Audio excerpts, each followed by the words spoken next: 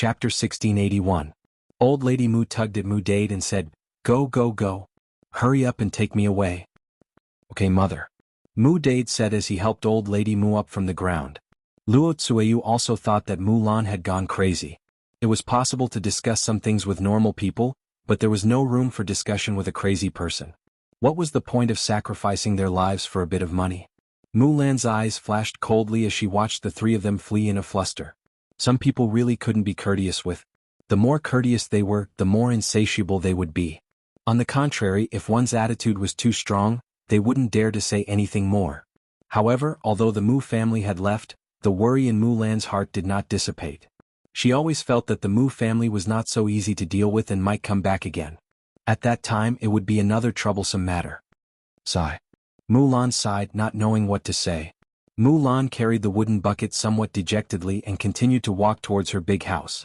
Fortunately, Mu Hin was not around, otherwise he would be worried with her. When old Madame Zhu saw Mulan's fierce behavior, she couldn't help but be speechless. Wasn't this Mulan too lawless? She could even do this to her own grandmother. Seeing old Lady Mu's bleeding head, Mrs. Zhu was frightened. Thinking about how she usually spoke to Mulan like that, Mulan was still polite to her. Otherwise, wouldn't she end up like old Lady Mu and end up in such a miserable state? How did our old Zhao family marry such a shrewish daughter-in-law? We are so unlucky, I'm so angry. Will she kill me one day too? Shrew shrew. Mrs. Zhu stood in the courtyard and kept muttering. Madame Qi went up to Mrs. Zhu and said to Mrs. Zhu, "Mother, isn't that so? Second sister-in-law is too scary. Look at how ruthless she is. That woman is crazy. Sigh, it seems that I shouldn't provoke her lest I get beaten up so badly." Thinking of old Lady Mu's bloody head, Mrs. Zhu shuddered. On the other hand, Ma Xiaofeng was getting better after resting at home for a while. She was able to get up and walk around. Ma Xiaofeng stayed at home for a whole morning. Seeing that Ma Xiaoyu hadn't come back yet, she was a little anxious and went out to look for her. Something must have happened since she hadn't been home for such a long time. She only had one brother, so she could not let anything happen to Ma Xiaoyu. On the way out to look for Ma Xiaoyu, he happened to bump into the Mu family. Old Lady Mu kept on scolding along the way. "I say, babe, look at your two good daughters. Mulan is an unfilial one. Not only did she not give me money, she even hit me. Mu Xian is also disobedient. Everyone says that the parents' orders are the words of the matchmaker. She has to marry whoever she is arranged to marry." Mu Dade lowered his head and said, "Sigh, mother, don't say any more." Lan and Xener had no choice. Old Lady Mu glared at Mu Dade. "You only know how to speak up for those two wretched girls. Dade, aren't you worried about mother? Look at the wound on my head. It's so infuriating." Luo Tsueyu agreed, "That's right, mother. I think Mulan is too much. She doesn't care about mother at all. We came here for nothing this time. We worked ourselves to death and walked a few miles to get here, but we didn't get anything." Chapter 1682. Mother, there's no other way. We just can't get it or fight for it. Let's just forget about it. What if the next time we come over like today we'll suffer a huge loss? Luo Tsueyu thought about it and persuaded her mother. Even if the Mu family really made a fuss next time, she wouldn't come over. Walking back and forth twice was really tiring. She was so fat that she couldn't stand the torment at all. Now she was panting heavily after taking a few steps. "Wife, what you said makes sense, but I just can't accept it. She gave birth to a daughter, and the daughter only cared about her family. She saw that our Dade gave birth to her. Sure enough, a daughter shouldn't be raised. It's a waste of food.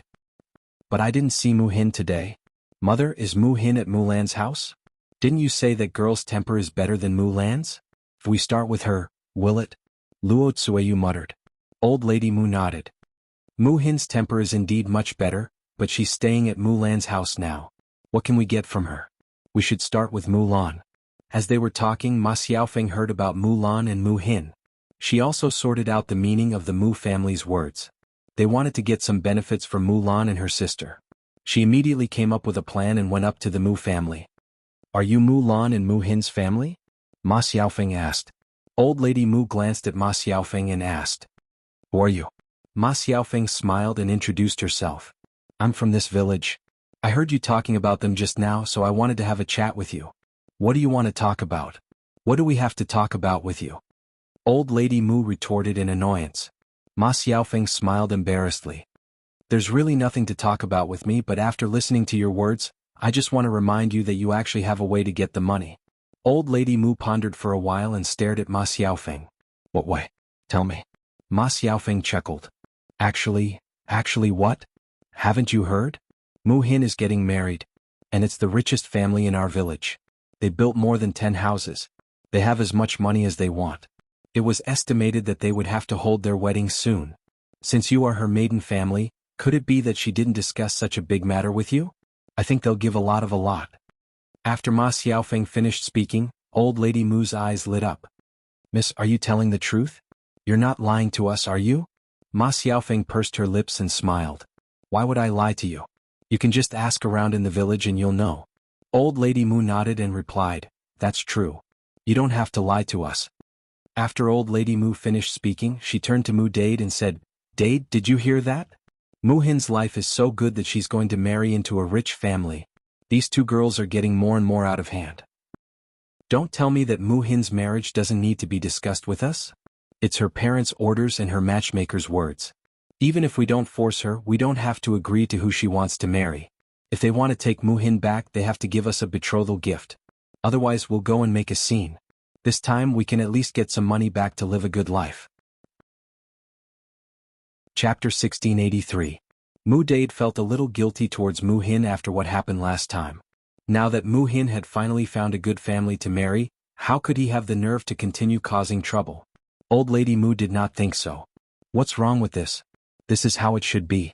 Dade, you're Mu Hin's daughter. When your daughter gets married, shouldn't the groom discuss it with you? If the betrothal gifts aren't for you, are they going to be sent to Mulan? That wretched girl will benefit for nothing. Mu Dade frowned. He still felt that something was wrong. Mother, all right, I'll decide on this matter. Don't say anything else. In any case, we can't let those two girls benefit. Old Lady Mu said angrily. Today she had a big cut on her forehead. She had to heal it no matter what. Mother, if we really want to decide on this matter, let's go back today first. Your head injury is so serious. It's not good for us to go to someone's house. We'll come over and discuss it with the groom another day. What do you think? Old Lady Mu nodded. That's fine. My head feels like it's about to explode. I have to hurry back and rest and recuperate. Mu Dade heaved a sigh of relief. Coaxing Old Lady Mu back home was the most important thing for now. Before leaving, Old Lady Mu took Ma Xiaofeng's hand and said gratefully, Girl, thank you so much. Thank you for reminding us. Ma Xiaofeng smiled. Granny, you're too polite. I'm just reminding you that it's fine. You're so kind. Good people will be rewarded. Haha, it's okay. Then we'll leave first. Okay, take care. Ma Xiaofeng waved at the Mu family. Looking at the Mu family's departing figures, Ma Xiaofeng's lips curled into a smug and calculating smile. Looking at the Mu family's attitude, they must be greedy. She boasted that Zhao Yun'er's family was rich and powerful, so the Mu family would naturally ask for more betrothal gifts. Previously, Zhao Tianan liked to recommend her, but because her mother asked for 50 taels of silver as a betrothal gift, Zhao Tianan gave up. Then he slowly hooked up with Mu Hin. If the Mu Hin family were to make a fuss now, they would need a lot of money. Then Zhao Tianan might not be willing to marry Mu Hin. When that time came, wouldn't she have a chance? It would be best if there was some animosity between Mu Hin and Zhao Tianan. The more she thought about it, the more proud Ma Xiaofeng felt. She was too quick-witted.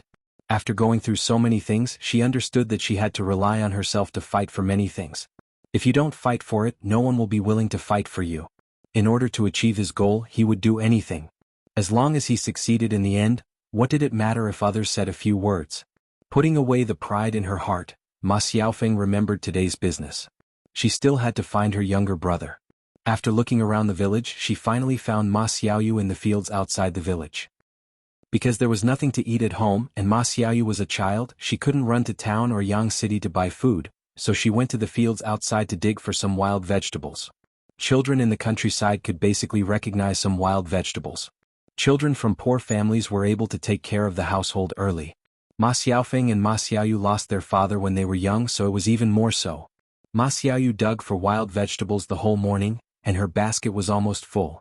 Just as she was about to carry the basket home, a few children suddenly ran in front of Ma Xiaoyu and pushed her into the rice field. Chapter 1684. Her face and hair were also covered in mud. She was filthy. Ma Xiaoyu did not cry.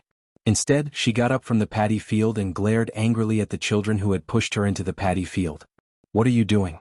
Why did you push me?" Ma Xiaoyu questioned. The children giggled and stuck their tongues out at Ma Xiaoyu. "What's wrong with pushing you? You're a child with no father to teach you. Hee, your mother and sister aren't good people, so you're not a good person either. My mother also said that your whole family is shameless. The old ones are bad, the young ones are bad too. You're a bad person, so we're here to teach you a lesson." "Yes. We'll teach you a good lesson." The naughty brats humiliated Ma Xiaoyu, laughing as they spoke. Ma Xiaoyu's face darkened when she heard that. She said angrily to the children, No, it's not like what you said." "What do you mean it's not like what we said?" "That's what my father and mother said." "That's right. My parents said the same thing." Ma Xiaoyu pouted angrily and argued, "My mother and sister are not bad people. I'm not a bad person either. Don't talk nonsense. I'll beat you up if you keep talking." "Ah, you dare to beat us up? There are so many of us. Can't we beat you?" "Everyone beat him to death. He's a bad child. He wants to bully us." "Yes, beat him up." Ma Xiaoyu clenched her fists. When she saw the children rushing over, she also started fighting with them. However, he was only one person and was outnumbered. Soon he was pinned to the ground and beaten by the children. When Ma Xiaofeng went over, she happened to see Ma Xiaoyu being beaten up. Seeing that Ma Xiaoyu's face was bruised and swollen, Ma Xiaofeng's heart tightened. She rushed over and pushed away the children who were surrounding Ma Xiaoyu. "What are you doing? Who told you to be so cruel at such a young age? Go back and look for your parents." Ma Xiaofeng reprimanded angrily. However, the children were used to being naughty. How could they be afraid of Ma Xiaofeng's threat? "So be it. We didn't hit the wrong person. Your whole family is bad people, so it's only right to beat you up. Yes, you should be her. My mother said that your family likes to seduce men. You shouldn't have stayed in the village." When Ma Xiaofeng heard this, she couldn't control her anger. "Fine. How dare you scold others and spout nonsense? If your parents don't educate you, I will help them educate you." As Ma Xiaofeng spoke, she rolled up her sleeves and prepared to beat him up. The kids were smart. They knew that Ma Xiaofeng was bigger than them, so they probably couldn't beat her. They all ran away like a gust of wind. Ma Xiaofeng couldn't catch up with them. After a while, the children who bullied Ma Xiaofeng ran away. Ma Xiaofeng didn't chase after them. However, she couldn't get rid of the anger in her heart. Thinking of the children's words, Ma Xiaofeng knew that the villagers were still talking behind their backs about what had happened to their family, especially the gossipy women. They liked to talk about other people's faults and made fun of them. Their family wouldn't be able to raise their heads in the village. Ma Xiaofeng felt like there was something pressing down on her heart. She felt like she couldn't breathe. Chapter 1685. Sob sob sob, sob sob sob. Ma Xiaofeng rushed to Ma Xiaoyu when she saw her crying pitifully. She asked Ma Xiaoyu, "Xiaoyu, what's wrong? Are you in pain? Let me take a look." Ma Xiaoyu shook her head. I'm fine." "Then why are you crying?" Sob sob sob. They're scolding me, you and Mom. I feel terrible when I hear that." Sob sob sob. "Sis, they're too much." Ma Xiaofeng sighed when she heard that. How could she feel good about it? Ma Xiaofeng patted the back of Ma Xiaoyu's hand and said, "Xiaoyu, let's not listen to what others say. It's fine as long as we know what we're like." Ma Xiaoyu answered in a voice as soft as a mosquito's. Ma Xiaofeng's heart ached when she saw her younger brother being bullied to this extent. She quickly comforted Ma Xiaoyu. "Xiaoyu, let's bear with it a little longer. Trust me, I'll definitely lead you and Mom to a good life. I'll never let you be bullied again." Since they couldn't stay in the village any longer, she had to think of a way. If they had the money, they could move out of the village and live in Yang City or a town. No one would recognize them and they wouldn't say such things again. She was fine with it, mainly because she couldn't accept it when she saw others bullying Ma Xiaofeng and her younger brother. Ma Xiaoyu was already exhausted from taking care of them as a young child. Now she had to endure the bullying and scolding of the other children in the village. Sob sob sob. Ma Xiaoyu sobbed and wiped away the tears at the corners of her eyes. She looked very sad. Ma Xiaofeng tugged at Ma Xiaoyu's hand and said, "All right, Xiaoyu, let's go. Let's go home. You're injured. I'll treat it for you. Also, your clothes are dirty. You'll have to change quickly." Ma Xiaoyu answered and tidied up the wild vegetables that she had dug. Ma Xiaofeng sighed. Although she wasn't the one who was injured this time, she felt even sadder. Mulan went to the house on the mountain. Seeing Mulan in a daze, Zhao Yun'er went up to her and asked with concern, "Sister-in-law Mulan, what's wrong?" Mulan was slightly stunned. She snapped back to her senses and pursed her lips. It's nothing. It's obvious that you're lying. How can you say that it's nothing? Zhao Yun glanced at Mu. She knew that when she was a liar, she would always blink her eyes listlessly. Mulan sighed and told him what had happened earlier. When Zhao Yun heard that, she was very angry. The Mu family, what they doing? She was they now question mark. She sympathized with Mulan's experience. At the same time, she agreed with what Mulan had done. Those people had to be taught a lesson when they came to cause trouble. Otherwise, they would not know their place and continue to cause trouble. Sister-in-law Mulan, tell me the next time they come. I'll use a knife to scare them. Let's see if they're still afraid of death. Zhao Yun reminded Mulan. Yes, I know Yun but I can't trouble you with this. I know how to deal with them myself.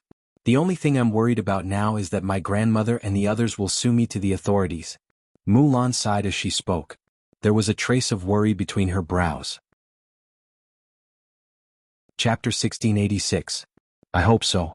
At that time, we can only count on the county deputy to make the decision. After Mulan's family moved, they began to prepare lunch. There were several rooms in the new house. The family lived in a very spacious house, much better than the previous one. Mulan and Zhu Eru shared a room, the children shared a room, Muhin shared a room, and there was also a living room. A kitchen. The foundation was very large.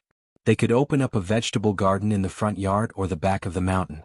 When they planted some vegetables, it would be much more convenient for the family to cook. The only inconvenient thing now was to get water. However, when the well in Zhao Yun's house was built, it would be much more convenient for the two families to use the water in the well. It was okay to make do during this period of time. After moving to the new house, the happiest people were Mulan's children. They were used to living in a small house since they were young. Now that they suddenly lived in a big house, they were naturally very happy. Mom, our house is so big. Yes, Mom, our house is so good now. The room we live in is even bigger than the previous house. Mom, the house is so bright. It looks so good. Mom, our new house is so great. The bed is so big and comfortable. I like the new house so much. Seeing the happy faces of Dehua and Erhua, the sadness on Mulan's face faded a little. She smiled and said to Dehua, Erhua and San it's good that you like it. In the future, our family will live in this big house. Mom, good. After lunch, we will pick some wildflowers back and decorate the house. Dehua said excitedly. Children liked flowers, especially Dehua and Erhua. Mulan smiled and nodded. Okay, then you go and pick them. But be careful. Don't get into trouble. Got it, Mom. Mulan smiled and moved the vegetables out of the house. For lunch, she prepared cold cucumber, braised eggplant and green pepper fried rice. In addition, she hadn't finished the salted meat that she learned from Zhao Yun. Usually she couldn't bear to eat it. These things wouldn't spoil easily if they were placed in a cool place in the house. Therefore there were still quite a few left. Mulan cut off a large piece of meat and prepared to stir-fry it with the garlic moss. It would taste even more fragrant and delicious. When moving today, Zhao Yun and Zhao Tianan both helped a lot. Mulan said to Zhao Yun and Zhao Tianan, Tianan, you must be tired from helping me move today. Why don't you have lunch at my house? I'll cook a few more dishes. Don't refuse. Zhao Yun said with a smile, Sister Mulan, I won't stand on ceremony with you, but I can't have lunch at your house today. I have to go back to cook. If you want to stay for lunch, just ask my brother, Tianan, to stay. Mulan didn't argue. She knew that Zhao Yun's meals were basically prepared by Zhao Yun, so she nodded and said, Okay, then you go back to work. Let Tianan stay for lunch. Okay. At this time, Zhao Tianan and Mu Hin were together. Although the house was built, Mulan's yard wasn't ready. Mulan didn't plan to use bricks to fence it. Bricks were more expensive and their family didn't have that much money. It was more practical to save the money to buy more food for the children. As for the yard wall, they might as well use a little fence to prevent small animals from entering. Chapter 1687. The two of them were about the same age and looked like a perfect match. Zhao Tianan was a little shy. His face and ears were slightly red as he chatted and laughed with Mu Hin. Zhao Yun couldn't help but smile when she saw this. In fact, love at this age was very pure and beautiful. It was not easy for the two children to be together. Fortunately, Zhao Tianan didn't stubbornly stay with Ma Xiaofeng. Otherwise she wouldn't know what to do. If their family married a lousy daughter-in-law like Ma Xiaofeng, it would be a disaster for the third branch. She would be the one who would be annoyed if things turned upside down later. Mulan laughed in Zhao Tianan's direction. Tianan, stay at my house for lunch today. Zhao Tianan smiled shyly. That's not very good, is it? What's wrong with that? It's a deal. You'll have lunch at my house today. Otherwise, I won't let you help me later. Zhao Wenan hesitated for a moment. That, Zhao Yun'er couldn't help but laugh when she saw that her brother didn't take the bait. Tianan, just eat when you're allowed to. We'll be family in the future. Why are you being so polite? Mulan followed behind and replied, that's right. We'll be family in the future. Why are you being so polite now? Zhao Tianan lowered his head even more. He was too embarrassed to look at Mulan and Zhao Yun'er. Mu Hin covered her mouth and snickered at the side. Tianan, I think my sister and the others are right. You should stay and eat. Zhao Tianan nodded and replied, okay. Zhao Yun'er and Mulan looked at each other. As expected, their words were not as good as Mu Hin's. Zhao Tianan listened more. Then, sister-in-law Mulan, you go ahead. I'm going back to cook. Okay. Mulan replied. Zhao Yun'er walked a few steps and went back. In June, when the family's fields were busy, they often had to go to the fields to weed or water the fields.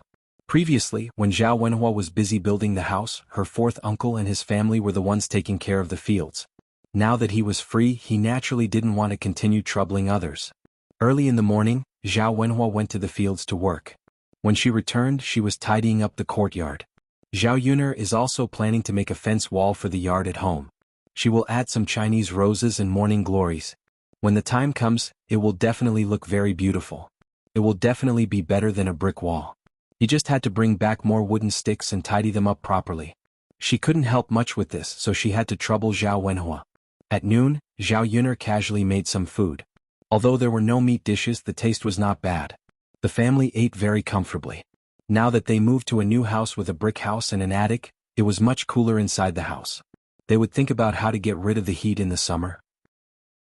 Now that they lived on the first floor and were on the mountain, the nights were cooler, so it wasn't too hot. In the afternoon, many people began to send gifts and money to Zhao Yun'er's house because Zhao Yun'er's family was building a house and holding a banquet. Zhao Yun'er discussed it with Liang Jinxiao and Zhao Wenhua.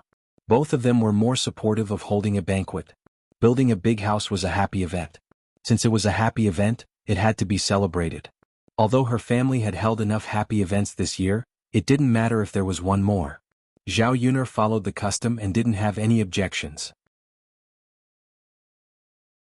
Chapter 1688. Yes, that's natural. After Jing-er's wedding is over, it will be Tianhu's turn. Our old Zhao family's happy events really come one after another. Isn't that so? This year our old Zhao family's luck is good. Happy events come one after another. We have received the old ancestor's blessing. Zhao Yun'er couldn't stand it. She had to bring the old ancestor into the picture again. She had to say that the old ancestor was blessing her. Okay, father, mother, I'm going to collect the gift money. Zhao Yun'er quickly said. Okay. The few people who came were from the village. They specially sent the gift money after Zhao Yun'er moved. They knew that Zhao Yun'er's family must have been busy moving yesterday. Zhao Yun'er smiled and took the gift money. At the same time, she prepared a book and took a brush to record it. She had to remember how many things the villagers sent. When other people's families had happy events, her family would have to return the gifts. The village was like this. After the people sent the gifts, they took a few glances at Zhao Yun'er's house. They sighed at Zhao Yun'er's new house and went back. After De Hua and San ran to pick wildflowers, they specially came to Zhao Yun'er's house. They held a large bouquet of flowers and handed it to Zhao Yun'er. Aunt Yun. Zhao Yun'er saw the children coming over and smiled. What's wrong? Aunt Yun, these are the wildflowers we picked. We sent some over for you. You can put them in your house. They look good. They're also a little fragrant. Zhao Yun'er glanced at the wildflowers in the children's hands. There were wild begonia and some unknown wildflowers. They were colorful and really looked good. She stretched her nose and sniffed. There was a faint fragrance. It's so fragrant and beautiful. Thank you. Zhao Yun'er didn't stand on ceremony and took the flowers from the children. Aunt Yun, you're welcome. The children all had bright smiles on their faces. Zhao Yun'er couldn't help but smile as well. She felt that the children were a little cute. Aunt Yun, then we will go back first. All right. Zhao Yun'er replied. She really had to put up the flowers the children had sent her. Zhao Yuner just so happened to have some ceramic jars in her house, and they were perfect for flower arrangements. Looking at the flowers in her hand, Zhao Yuner planned to put some in her room, some in the living room and the rest in the attic. In the attic, Zhao Yuner had placed 2 tables, one of which was a small round table. When they had nothing to do, they could come up and drink tea. The view from the attic was good, and they could see the bottom of the mountain. What came into their eyes was a crisp color. There was also a rectangular table with a bookshelf behind it. There were some books on it. There were also brushes, ink, paper and inkstones on the table. These were for Mu Lianfeng and Daodu to read. At this time, Zhao Yuner had put up the flowers that the children had picked, adding a touch of bright color to the attic. It was really pleasing to the eye. There was a cool breeze blowing in the attic and it was very comfortable. Zhao Yuner felt that it would be good to get a chaise lounge. When the time came, they could lie in the attic and take a nap in the cool breeze. Just as she finished putting up the flowers, Liang Jinxiao's voice came from downstairs. Yuner, Yuner. Zhao Yuner replied, Mother, what's wrong? That child Lu Lei is here. Hearing Liang Jinxiao mention Lu Lei, Zhao Yuner frowned and was a little puzzled. Lu Lei? Why did Lu Lei suddenly come to their house? Chapter 1689. When she went downstairs, she saw Lu Lei standing in front of her house with a silly smile on his face. Brother Lei, why are you here? Zhao Yuner asked politely. It's nothing big. Your family just built a new house and is going to hold a banquet. I heard from the other villagers, so I came over to give you a gift. Brother Lei, you're too polite. Of course. We're all from the same village, so we have to celebrate with each other. Ah. Okay, Brother Lei. Zhao Yuner didn't stand on ceremony. She didn't reject Lu Lei's offer and took the gift money very readily. Lu Lei stared at Zhao Yuner's eyes and looked away reluctantly from Zhao Yuner's face. He had nothing to say and had to leave, but he couldn't bear to leave. Ever since he married Xiao Hong, his life hadn't been very good. Although Lu Hong treated him well, Xiao Hong was too controlling. Sometimes she would get angry and jealous for no reason, so he was very tired. When he was with a woman's understanding was very important. He didn't like it when women were jealous and angry for no reason. He also didn't like it when women were suspicious of him for no reason. But now that he was married to Xiao Hong, he could only bear with it and make do with his life. Brother Lei, do you want to come in and rest for a while and have a glass of water? Zhao Yuner saw that Lu Lei had no intention of leaving, but she didn't want to chase him away. Seeing that it was awkward to just stand there, Zhao Yuner could only greet him. Before Lu Lei could answer, someone suddenly jumped out and pointed at Zhao Yuner and started scolding her. Zhao Yuner, you shameless woman. Are you going to seduce someone again? You even asked my man to come to your house to rest and have a glass of water. What are you trying to do? Zhao Yuner was slightly stunned. She didn't expect Xiao Hong to suddenly appear. Lu Lei didn't seem to expect it either. Why are you here? Xiao Hong looked at Zhao Yuner angrily and then complained to Lu Lei, Husband, I was wondering why you were sneaking around. It turns out that you came to find Zhao Yuner? Lu Lei furrowed his brows and asked unhappily, So you followed me? How am I following you? I just want to see what you're doing here. Sure enough, you're doing something behind my back. You actually came to look for Zhao Yuner? You. When Lu Lei heard Xiao Hong's words, he felt very tired. He came to look for Zhao Yuner in secret because he was afraid that Xiao Hong would get suspicious and let her imagination run wild. Previously, he had only helped Zhao Yuner get some wild candles, but Xiao Hong had misunderstood and made everyone very embarrassed. This time he simply came over secretly. Xiao Hong couldn't see him, so she naturally wouldn't let her imagination run wild. I didn't come here to do anything shameful. What's wrong with coming here? Lu Lei couldn't take it anymore and replied. Xiao Hong's eyes were covered with a layer of mist. Husband. But you came to look for Zhao Yuner, and you said that you didn't come here to do anything shameful. What kind of bewitching potion did she give you? Why are you so obsessed with her? It's broad daylight, and you specially came here to look for her. Chapter 1690. Zhao Yuner couldn't help but roll her eyes in her heart. What the hell was she talking about? She didn't ask Lu Lei to stay on purpose. It was just a casual remark, but in Xiao Hong's eyes, it sounded like she was doing it on purpose. Enough. Can you stop making wild guesses when you have nothing better to do? Don't let your imagination run wild. What are you talking about? Xiao Hong bit her lower lip and stood in front of Lu Lei. She said aggrievedly, Husband, I know you've been bewitched by that vixen, so I don't blame you. It's all Zhao Yuner's fault. Zhao felt like she had been implicated for no reason. She didn't covet Xiao Hong at all, but Xiao Hong didn't believe her and insisted on blaming her. Lu Lei was speechless. He sighed and tugged at Xiao Hong's arm. Alright, can you stop making a fuss? I didn't come to Yun'er's place for anything. I just saw that Yun'er's family was going to hold a banquet, so I wanted to give Yun'er some money as a gift. When we got married, Yun'er, you gave it to us. Shouldn't we return the favor? Xiao Hong was slightly taken aback when she heard Lu Lei's words. She didn't seem to believe Lu Lei. Husband. Is that really the case? What else could it be? Yun'er's gift money is still in her hand. Xiao Hong glanced at it and saw that it was indeed the case. Zhao Yun'er was holding the gift money in her hand. Husband, if that's the case, why did you sneak over? Just tell me directly and I'll send it over. Xiao Hong pursed her lips, still feeling aggrieved. If I told you, wouldn't you let your imagination run wild too? Why don't I not tell you and send it over myself secretly? That way I won't have to go through so much trouble. When Xiao Hong heard Lu Lei's words, she felt that Lu Lei was secretly criticizing her for being insensible.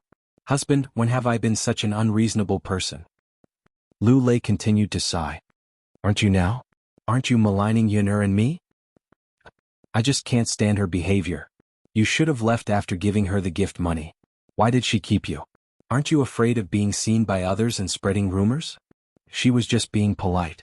Why do you think so much of it? Why did he have to judge others by his own standards? Are we husband and wife now? Since I married you and you don't trust me at all, how are we going to live in the future? Alright, let's go back now. Stop messing around in front of Yun'er's house. Lu Lei said angrily. Xiao Hong seemed to have realized that she had indeed been a little too rash this time. Even so, she still felt that she should be wary of Zhao Yun'er. Yes, husband. Xiao Hong responded. Then she walked in front of Lu Lei and hugged him. She looked very intimate with Lu Lei. Zhao Yun'er knew that Xiao Hong was purposely asserting her sovereignty in front of her. She couldn't be bothered to argue with such a woman. Speaking of which, she was also a pitiful person. A woman who lived in fear every day, afraid that her man would be seduced by another woman. What meaning was there in her life? After waiting for Xiao Hong to leave, Zhao Yun'er returned to the house. In the afternoon, people from the village came one after another. They were all here to give gifts. However, the gifts from the village weren't much. Basically, they were only a few dozen copper coins. She probably wouldn't earn much from the banquet. Chapter 1691. Yeah. This is indeed a problem. Zhao Wenhua responded from the side, then said, Why don't we hold our family's banquet a little later? It'll be fine when the weather cools down. Liang Jinxiao shook his head. That won't do. Who would delay their banquet for a few months? That's true. But there'll definitely be a lot of leftover food later. It'll be a waste if we can't finish it.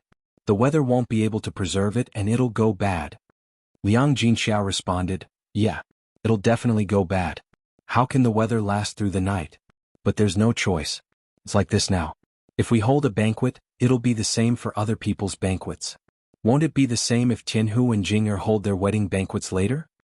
Zhao Wenhua said, Yeah, then if all three of our families hold a banquet, it'll be a waste if we can't finish the food.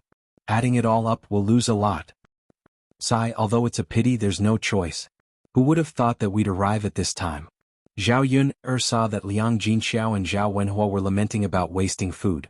Zhao Yun'er thought for a while. Since the banquet was about to be held, the food couldn't be wasted. She should make a simple refrigerator now and put the leftover food in it later. Dad, Mom, you don't have to worry about this. I have an idea. Zhao Wenhua and Liang Jinxiao looked at Zhao Yun'er curiously. Yun'er, you have an idea? Yun'er, what idea do you have? Could it be the well water? The well water is cool, but it'll have to be changed constantly. We don't have the time for that. Seeing Zhao Wenhua and Liang Jinxiao's curious expressions, Zhao Yun'er couldn't explain it to them. She smiled and said, Father, Mother, I have my own way. You'll know when I make it. Liang Jinxiao and Zhao Wenhua responded, All right then. Yun'er, let's see what magical thing you've made. It's making me curious. I really want to know what it is. We'll know soon enough. Zhao Yun'er replied with a smile. Then he asked Zhao Wenhua for some wood. Father, is there any unwanted wood in our house? Zhao Wenhua nodded. His family used a lot of wood to build the house. At that time he also brought back a lot of wood from the mountains. Many of them were not used up and were kept at home. He looked back to see if there was anything he could use. Now that Zhao Yun'er asked, he took it out. Yin'er, why do you want this? It's to make something that can preserve vegetables. Zhao Wenshui replied, it's amazing that you can even use wooden planks. Zhao Yun'er laughed. It was normal that Zhao Wenhua couldn't figure out the reason. Father, can you saw this wood into pieces for me? Zhao Yun'er looked at the whole piece of wood and was a little troubled. She wasn't a carpenter. It was impossible for her to know everything. She didn't know how to do this kind of thing. Zhao Wenhua smiled and said, of course it's a pity. Father will come right away. Zhao Wenhua went to the house and found a saw. He began to gesture at the wood. Yun'er, how big do you want it to be? Zhao Yun'er gestured at the saw. When Zhao Wenhua heard it, he understood Zhao Yun'er's intention and began to work according to Zhao Yun'er's request. Soon Zhao Wenhua finished sawing the whole piece of wood. Yun'er, have you seen enough? Chapter 1692. Haha, it's good that it's enough. If it's not enough, tell me and I'll make more.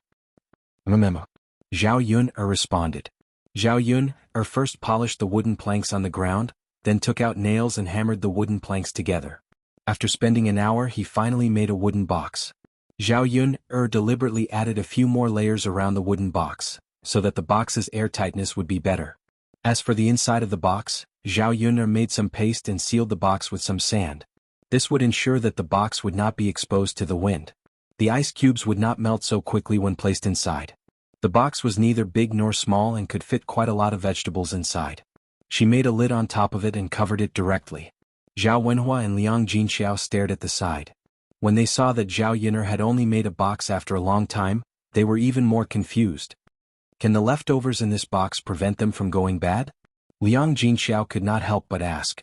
Zhao Yun'er was amused by Liang Jinxiao. Of course not. Mother, don't be anxious. You'll know later. Ah. Liang Jinxiao responded, haha, okay. Mother will wait. Zhao Yun'er took the box outside to dry it.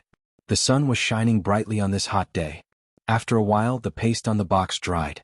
Zhao Yun'er looked at it and began to take out saltpeter to make some ice cubes. The thick ice cubes were broken and spread in the box. Zhao Yun'er then covered the box with a lid and found a tattered quilt that she did not want. Father, Mother, this will do.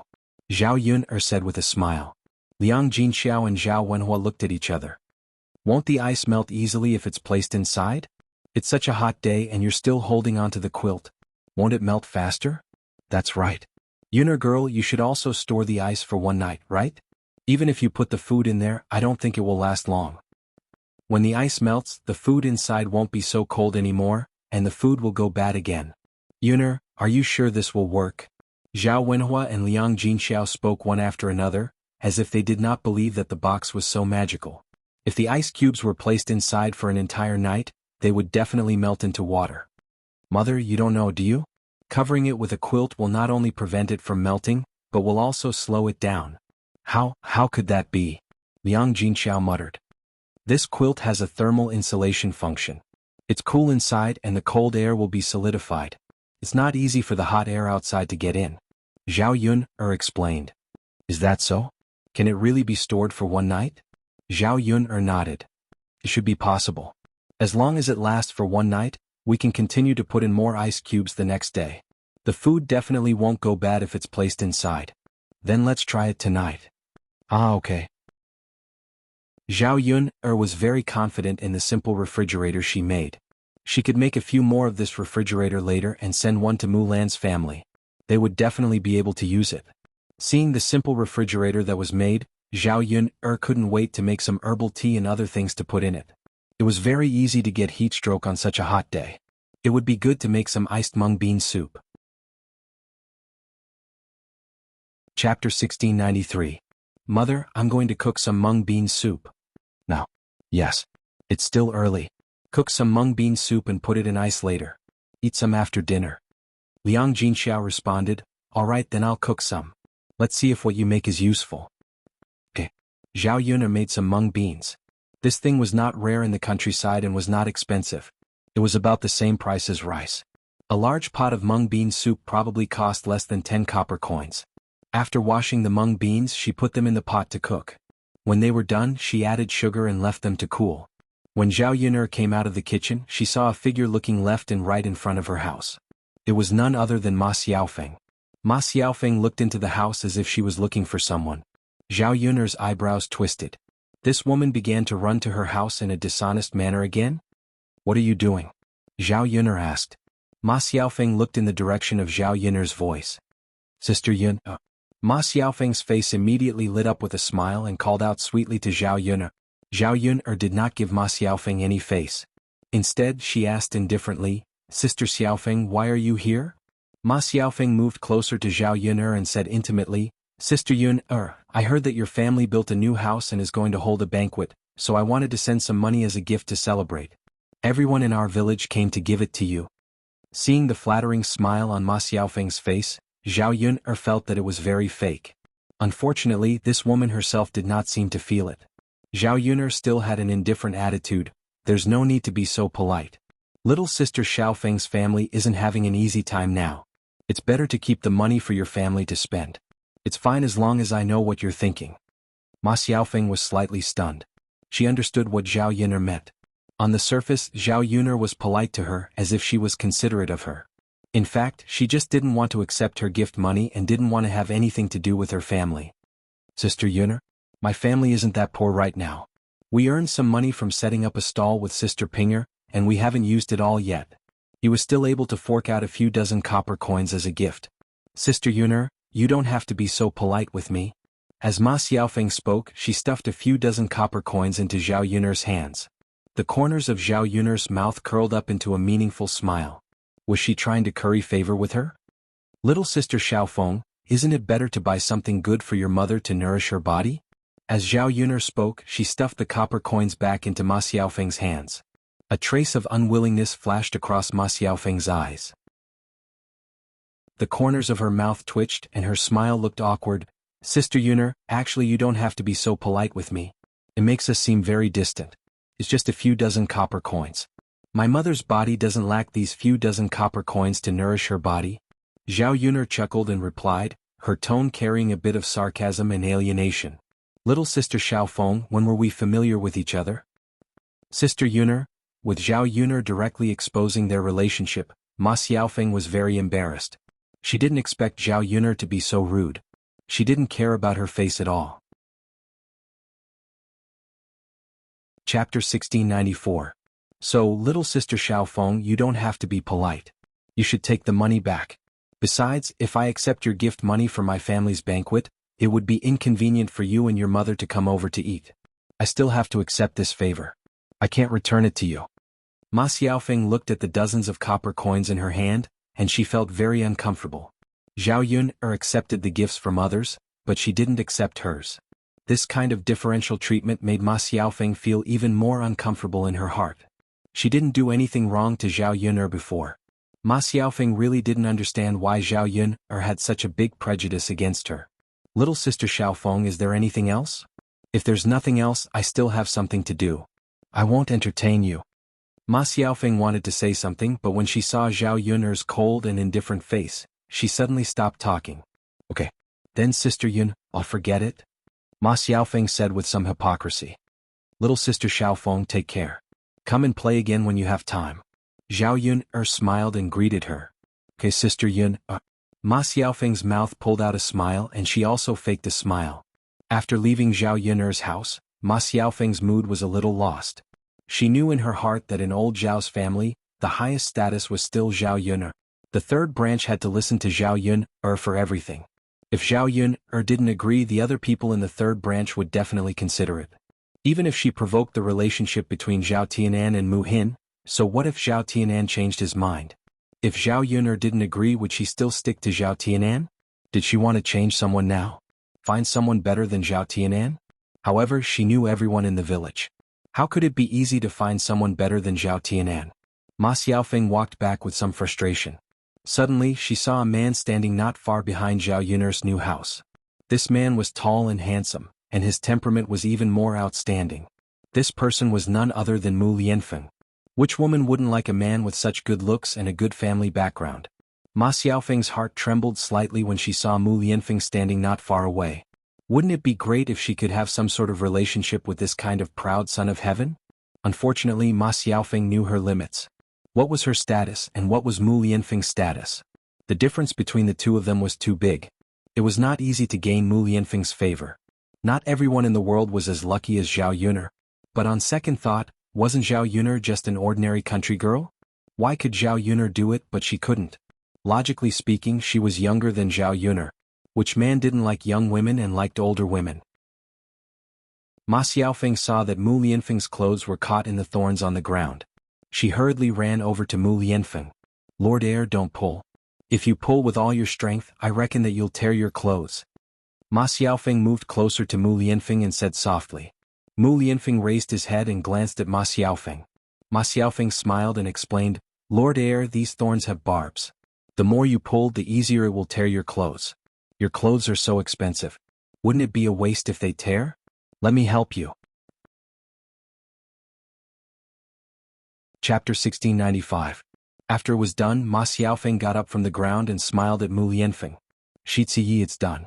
Fortunately the clothes aren't ruined. Otherwise it would be a pity. Mu Lianfeng looked at the clothes that were taken off. Although he was not used to Ma Xiaofeng's sudden enthusiasm, Mu Lianfeng still thanked her. Thank you. Ma Xiaofeng was flattered and waved her hand. Shi Ziyi, you're too polite. It's just a small matter.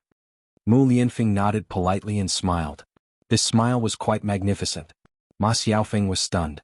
The feeling that emerged in her heart was that Mu Lianfeng was really too handsome and good-looking. This kind of man was really a stunner. He was really the best. It was rare to see such a good-looking man.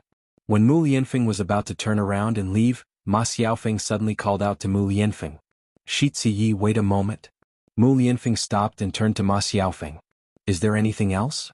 Ma Xiaofeng opened her mouth and found that she had nothing to say to Mu Lianfeng. She couldn't even start a conversation. If she forced herself to say something, she would only feel awkward. No, nothing. Mu Lianfeng couldn't help but look at Ma Xiaofeng a few more times. He felt that Ma Xiaofeng's behavior was a little strange. She clearly had something to say, but in the end she didn't say it. Since there's nothing else, I'll go back first. Okay.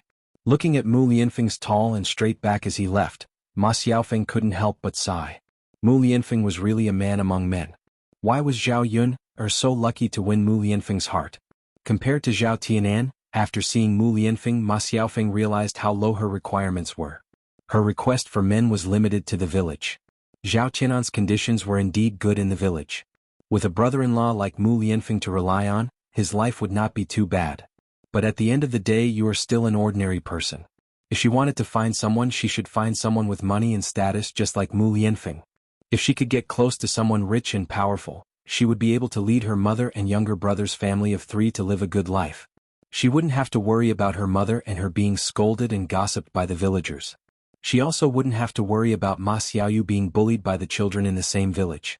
Ma Xiaofeng withdrew her hand from Mu Lianfeng's body and went back with a thoughtful look on her face. When Mu Lianfeng returned to Zhao Yuner's house, Zhao Yuner had already cooked the mung bean soup and put it on the stove to let it cool down. The weather was very hot. When Mu Lianfeng came back from the mountain, his forehead was covered with a thick layer of sweat beads. Mu Lianfeng, do you want to drink some mung bean soup? Zhao Yuner brought a bowl of mung bean soup to Mu Lianfeng and asked. Mu Lianfeng smiled and took it. At this moment he was thirsty. Unexpectedly, Zhao Yuner just handed a bowl of mung bean soup to him. Zhao Yuner added a few pieces of ice, so the mung bean soup was cold. When he drank it, it was very cool. This mung bean soup was very thirst-quenching and tasted very good. When he drank it, he felt a lot more comfortable. After drinking it, Mu Lianfeng wiped the corners of his mouth and wiped the sweat beads on his forehead. It's as delicious as the sour plum soup. Yuner, no one can be better than you when it comes to serving these things. Mu Lianfeng was not stingy with his praise. Chapter 1696. Indeed, Yuner, you did a good job. I'm not the only one who's greedy. Mu Lianfeng said with a smile. When his laughter came, Mu Lianfeng's smile made people feel like they were bathing in the spring breeze. In this hot summer, it made people feel a little cool. Seeing Zhao Yuner staring at him, Mu Lianfeng touched his face and said, Yuner, why are you looking at me like that? Is there something on my face? Zhao Yuner shook her head. No, I'm looking at you because you're good-looking and have a nice smile. You're such a good-looking person. Don't you want me to look at you? Mu Lianfeng shook his head. Of course not. Since Yuner likes to look at me, you can look at me as much as you want. After Mu Lianfeng finished a bowl of soup and Zhao Yuner also filled a bowl, the heat of the afternoon dissipated by more than half. Compared to sour plum soup, mung bean soup was better at relieving the heat. Zhao Yuna remembered that when she was young, she followed her grandparents. Every summer during the busy farming season, her grandmother would cook a big pot of mung bean soup for them. Every time she came back and didn't have an appetite, she would drink more mung bean soup. After drinking it, she would feel cool and her appetite would be much better. Zhao Yun'er then called Liang Jinxiao and Zhao Wenhua to drink some. Although the two of them had eaten mung bean soup before, they had never missed the ice cubes. Compared to Zhao Yun'er, they were naturally much worse. The large pot of mung bean soup was not small. Zhao Yun'er went to bring some to Mulan. Zhu Eru just came back from working outside. He was bare-chested and stuffed with some black clothes. At this time Zhu Eru's skin was bronze. At a glance it was obvious that he often worked in the fields. Men who worked hard in the countryside were all like this. At this time, although Zhu Eru had taken off his clothes, there were still a lot of sweat beads on his body. The sweat kept flowing down his skin as if he had been drenched in the rain. Probably because it was too hot, Zhu Eru poured cold water into his mouth while fanning himself with a fan. Mulan saw that her husband was so tired, so she said to Zhu Eru, "Honey, wait a minute. I'll go to the room and bring you some cold water. You can wipe your body with some cold water. You'll cool down soon." Zhu Eru replied, "All right." As soon as Mulan came out with a basin of cold water, Zhao Yun'er brought the mung bean soup over. Come, I've brought you some delicious food." Zhao Yun'er greeted them with a smile. Mulan's children excitedly surrounded Zhao Yun'er and asked her, "Aunt Zhao Yun, what delicious food did you bring for me today?" "Aunt Yun, what delicious food did you bring?" Zhao Yun'er smiled and pointed to the mung bean soup. "It's this mung bean soup. Have you tried it before?" The children nodded their heads heavily. They had tried mung bean soup before, but it was not often. It was only a few times. Although mung beans were not expensive, sugar was very expensive. Ordinary people could not afford it. If there was no sugar in the mung bean soup, it would be tasteless. It would not taste good at all. "Come drink." Zhao Yun'er continued to greet them and handed a bowl to each of them. Mulan also handed a bowl to Zhu Eru. Chapter 1697. Yun'er, we don't need to give it to the children. It's enough. Zhao Yu knew that Mulan and Zhu Eru were being polite to her again. She glanced at Mulan and said, "Sister-in-law Mulan, it's fine to be polite to others, but why are you being polite to me? Since I'm asking you to drink it, it must be enough." This. Mulan was silent for a while and said with a smile, "Since Yun'er said so, Eru and I will drink it." Drink it. It's okay. There's still a lot in the pot at home. Brother Eru just came back from work and is so tired. It's good to drink it to relieve the heat. Zhao Yun'er said with a smile. Seeing that Zhao Yun'er was so polite and gave everything good to their family, Mulan felt sorry. "Yun'er, I'll make it myself later and send some to you too." Zhao Yun'er didn't stand on ceremony and agreed with a smile. After giving it to Mulan's family, Liang Jinxiao proposed to send some mung bean soup to the fourth branch. "Little girl Yun, we actually cooked so much mung bean candy in our family's pot. Why don't we give some to your fourth uncle and fourth aunt? The two of them have helped our family a lot of work these days. Especially your fourth uncle. Your father has been busy with our family's fields recently, so he's been taking care of them all by himself. Otherwise our rice won't grow well this year and we won't have enough to eat." Zhao Yun'er had this plan. "Okay, mother. I'll send some to my fourth uncle and fourth aunt. It's good to let them have a taste." "Haha, okay. Why don't mother go? You can rest at home." Zhao Yun'er waved her hand. "No need, mother. I'll go. You're pregnant. It's inconvenient for you to move around." Liang Jinxiao smiled. "Okay then. Yun'er, you go. Take it slowly." "I know, mother. It's not that far away. What can happen?" After saying that, Zhao Yun'er went to the kitchen and took out a small jar of mung bean soup. She estimated that there were 4 or 5 bowls, which was enough for the fourth branch to drink. Although it was said to relieve the heat, it was cold after all. One couldn't drink too much of it or else one would have a stomachache. When they arrived at the courtyard of old Zhao's house, they found that there was a carriage parked in front of old Zhao's house. It was obviously from a rich family. Zhu Xiaxia was curious. What kind of big shot had come to old Zhao's house again? Could it be Zhao Jinger's future husband? When Zhao Yun'er walked into old Zhao's courtyard, she realized that it wasn't young Master Zheng who had come, but Zhao Xinhui. After Zhao Xinhui married young Master Meng, she probably lived a good life every day. Zhao Xinhui basically didn't return to her parents' home. Now that she was back, she made such a big fuss about it, as if she was afraid that others wouldn't know that she was now rich. In old Zhao's courtyard, the other branches all came out and chatted with Zhao Xinhui. Wu Chunhua was very happy to hear that Zhao Xinhui was back. A smile appeared on her gloomy face and she looked very excited. Zhao Xinhui was probably the only one who could make Wu Chunhua happy. Everyone else treasured their sons, but Wu Chunhua was the only one who treasured her youngest daughter. Feng Zhangxia warmly cozied up to Zhao Xinhui. You're finally back. I've missed you so much. We're usually together all the time, but now that you're married, we can't even see each other for months. You're finally back today. Hearing Feng Zhangxia's words, Zhao Yuner felt the mung bean soup she had just drunk surge up and she almost threw it up. Chapter 1698. Feng Zhangxia's words were not enough. She even pulled Zhao Xinhui's hand affectionately and said, "Little sister, you've changed after living in a rich family. Look at your face and skin. You've also gained some weight. Your complexion is much better than before. You've become much more radiant." Zhao Xinhui seemed to be very pleased with Feng Zhangxia's words. Of course. How can it compare to living in the village? Rich people's lives are much better than those in the countryside. Feng Zhangxia replied eagerly, "Yes, yes. That's why I say that little sister is the luckiest. Everyone in the village is better off than little sister." Wu Chunhua also had a smile on her face. After hearing Feng Zhangxia's words, Wu Chunhua interrupted, "My daughter's good life is preordained by the heavens. She's a person who enjoys happiness. Haha, mother is also lucky to have a daughter like little sister."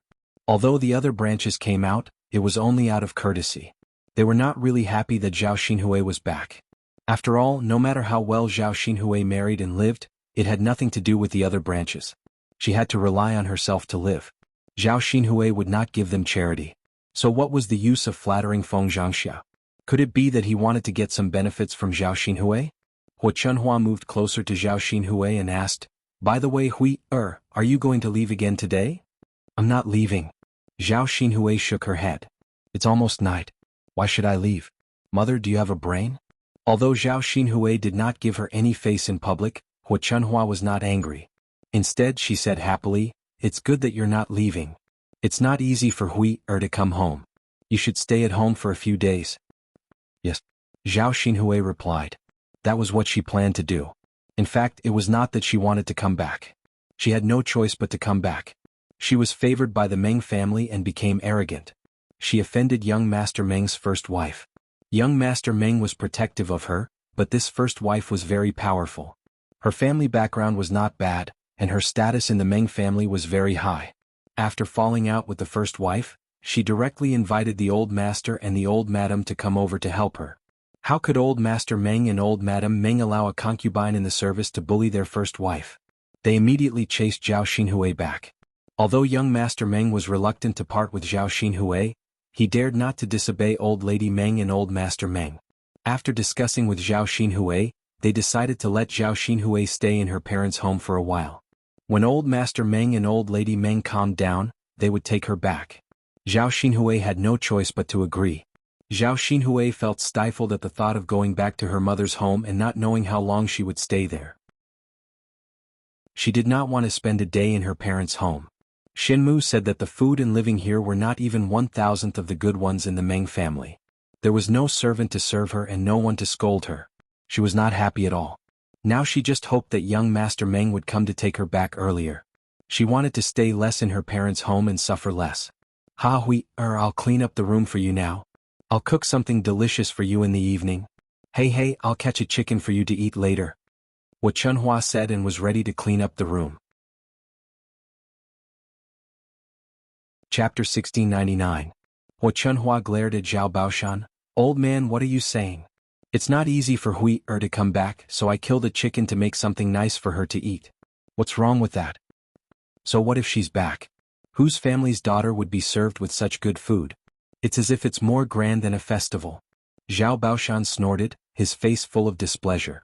Wu Chunhua put her hands on her hips. "I say, old man, how can we do as you say? They are different people and is who asked our to have the ability to marry into a good family. She gave us so many good things, so can't she come back to kill a chicken and treat us well?" Fine, whatever you say. Zhao Baoshan couldn't be bothered to continue arguing with Hua Chunhua. Old man, your temper is too much. Don't bother with your father, he just can't get his head around it. Zhao Xinhui was speechless as she looked at her parents. Her father couldn't bear to kill a chicken for her to eat, so she was naturally unhappy. However, even if Hua Chunhua killed a chicken for her to eat, she wouldn't care. After living a good life in the Meng residence, Zhao Xinhui didn't care about chickens anymore. She was even too lazy to eat them. Mother, don't tidy up the room first. Hurry and get me a cup of water. I'm dying of thirst after rushing back. If I don't drink some water on such a hot day, I'll feel uncomfortable. Zhao Xinhui used her sleeve to fan herself, feeling uncomfortable from the heat. At this time, her forehead was covered with a thin layer of sweat. She felt that old Zhao's residence was hotter than the Meng residence. There was a courtyard in the Meng residence that was specially used to avoid the heat, so people wouldn't feel too stuffy sitting there to rest. Zhao Xinhui felt that she couldn't stand being cooped up in the carriage after rushing back. Hua Chunhua chuckled in response. Okay, mother will get you some water first. With that, Hua Chunhua went back into the room, brought out a cup of water and handed it to Zhao Xinhui. Zhao Xinhui gulped down a few mouthfuls. Although she wasn't so thirsty, the heat still didn't dissipate. Mother, our house is so hot, how can we sleep at night? Zhao Xinhui complained.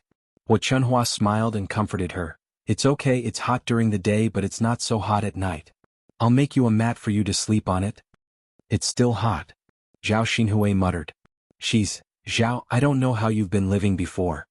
For so many years you've been in the summer at home all these years for so many years Zhao. You use, to it su.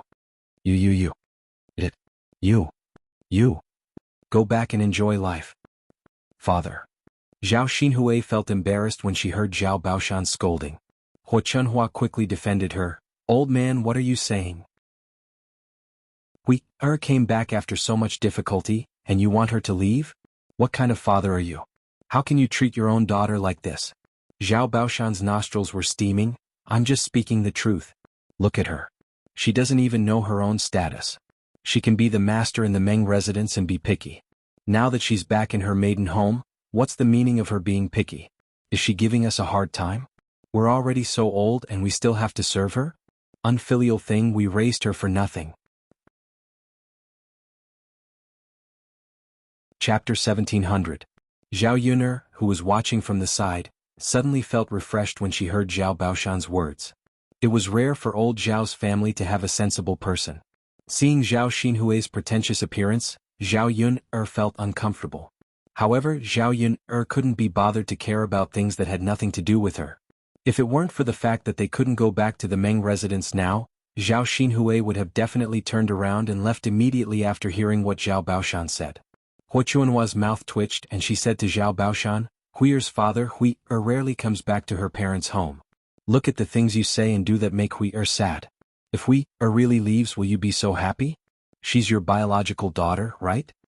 After hearing what Hua Chunhua said, Zhao Baoshan sighed and didn't continue speaking. Indeed, it wasn't easy for his daughter to come back. Although he had many prejudices, he couldn't force Zhao Xinhui, who had finally come back, to leave. After Zhao Baoshan stopped speaking, old Zhao's family fell into silence, and the atmosphere was very awkward. The other members of old Zhao's family didn't know what to say, afraid that they would be reprimanded by Zhao Baoshan if they said too much. Zhao Yun'er couldn't keep dawdling, so she greeted Zhao Wentao and Chen Hongzhao, fourth uncle, fourth aunt. Yun'er, why are you looking for us? Zhao Wentao thought that Zhao Yun'er's family needed help, so he asked with concern. Zhao Yun'er shook her head. Nothing, I just came to give you something. Give us something? What did you give us? Zhao Wentao asked curiously. A little something to eat. Zhao Yun'er smiled and handed over the jar. Zhao Wentao opened it and said to Zhao Yun'er with some surprise, Oh Yun'er, this is mung bean soup. Yes, it's mung bean soup. It's good for relieving the heat, so I brought some for fourth uncle and fourth aunt to try. Zhao Wentao laughed heartily and didn't decline pretentiously. Okay, fourth uncle will accept it. Okay, you can try it. Okay. Zhao Wentao responded. When the other families heard Zhao Yun'er and Zhao Wentao's words, they felt uncomfortable. Feng Zhangxia and Chen Hongxing'er, and she said, Yun'er, why didn't you bring some mung bean soup to us? Zhao Wenshui echoed from behind, That's right Yun'er, your fourth uncle and fourth aunt are your elders. Aren't we also your uncles? Why can't we give you some? Yuner, that's not good. We are all relatives. How can you give mung bean soup to your fourth uncle and fourth aunt but not to us? Do you still treat us as your elders? Go back and quickly bring some over so we can try it too. Zhao Wenshi said. These people were very thick-skinned and didn't feel that there was anything wrong with what they said. Zhao Yuner only found it funny and asked coldly, eldest uncle, eldest aunt, second uncle, you are really joking. I sent mung bean soup to fourth uncle and fourth aunt because my father has been busy building the house, and fourth uncle has been helping with all the work in our family's fields. Now that I have something to give to fourth uncle and fourth aunt, it's only right. If you help my family with the work in the fields, then I will send some to you too. After Zhao Yuner finished speaking, the few of them stopped talking. Chapter 1701. Yuner, it's not right for you to say that. We're all relatives and you're elders. What's wrong with giving us some food? Do we have to work for your family in exchange? Zhao Wenshi muttered. He was too lazy to help Zhao Yuner's family work, but he wanted to drink some mung bean soup, so he said that. Feng Zhangxiao followed Zhao Wenshi and replied, that's right. Little girl Yun, why are you still being so calculative? We don't have to drink much, just give us less. Zhao Yuner sneered. How thick-skinned must they be to say such words? She had already made it so clear, but these people were still chasing after her. Second uncle and eldest aunt really know how to joke. Even blood-related brothers settle accounts clearly. Why should I, a married woman, be filial to you? So what if you're my elders? Zhao Yuner's reply made Zhao Wenshi and Feng Zhangxia choke. What she said was reasonable. A married daughter was like spilled water. She didn't even need to care about her parents, so how could she be filial to other elders? There's no free lunch in this world. I'll only give them food if they help me. There's no free lunch. If second uncle and eldest aunt encounter a free lunch next time, remember to call me. I'll join in the fun and take advantage of it. Zhao Wenshi and Feng Zhangxia's expressions were a little ugly. They knew that Zhao Yuner wasn't easy to deal with. If they wanted the mung bean soup, not only would they not get it, but they would also be humiliated by Zhao Yuner. Seeing that these people had stopped making trouble, Zhao Yuner withdrew the coldness in her eyes. She turned to Zhao Wentao and Chen Hongzhao and said, fourth uncle, fourth aunt, hurry up and drink it. This thing is cold now and relieves the heat. It won't be cold for a long time and the taste will be a little worse. Zhao Wentao and Chen Hongzhao nodded with a smile. Okay, we'll drink it right away. As she spoke, Chen Zhaozhao went into the house and took out a few bowls. She poured some for the children at home first. Then the couple picked up the bowls and drank the remaining mung bean soup. The mung bean soup was sweet. After adding ice cubes, it was a little cold. Tasted very good in the mouth. Good. Zhao Wentao gulped a few mouthfuls of mung bean soup into his stomach. After drinking it, he felt a lot more refreshed, and the heat in his body had mostly subsided. He suddenly felt very comfortable. Yuner girl, the food you gave me is really good. Apart from being delicious, it can quench my thirst and relieve the heat.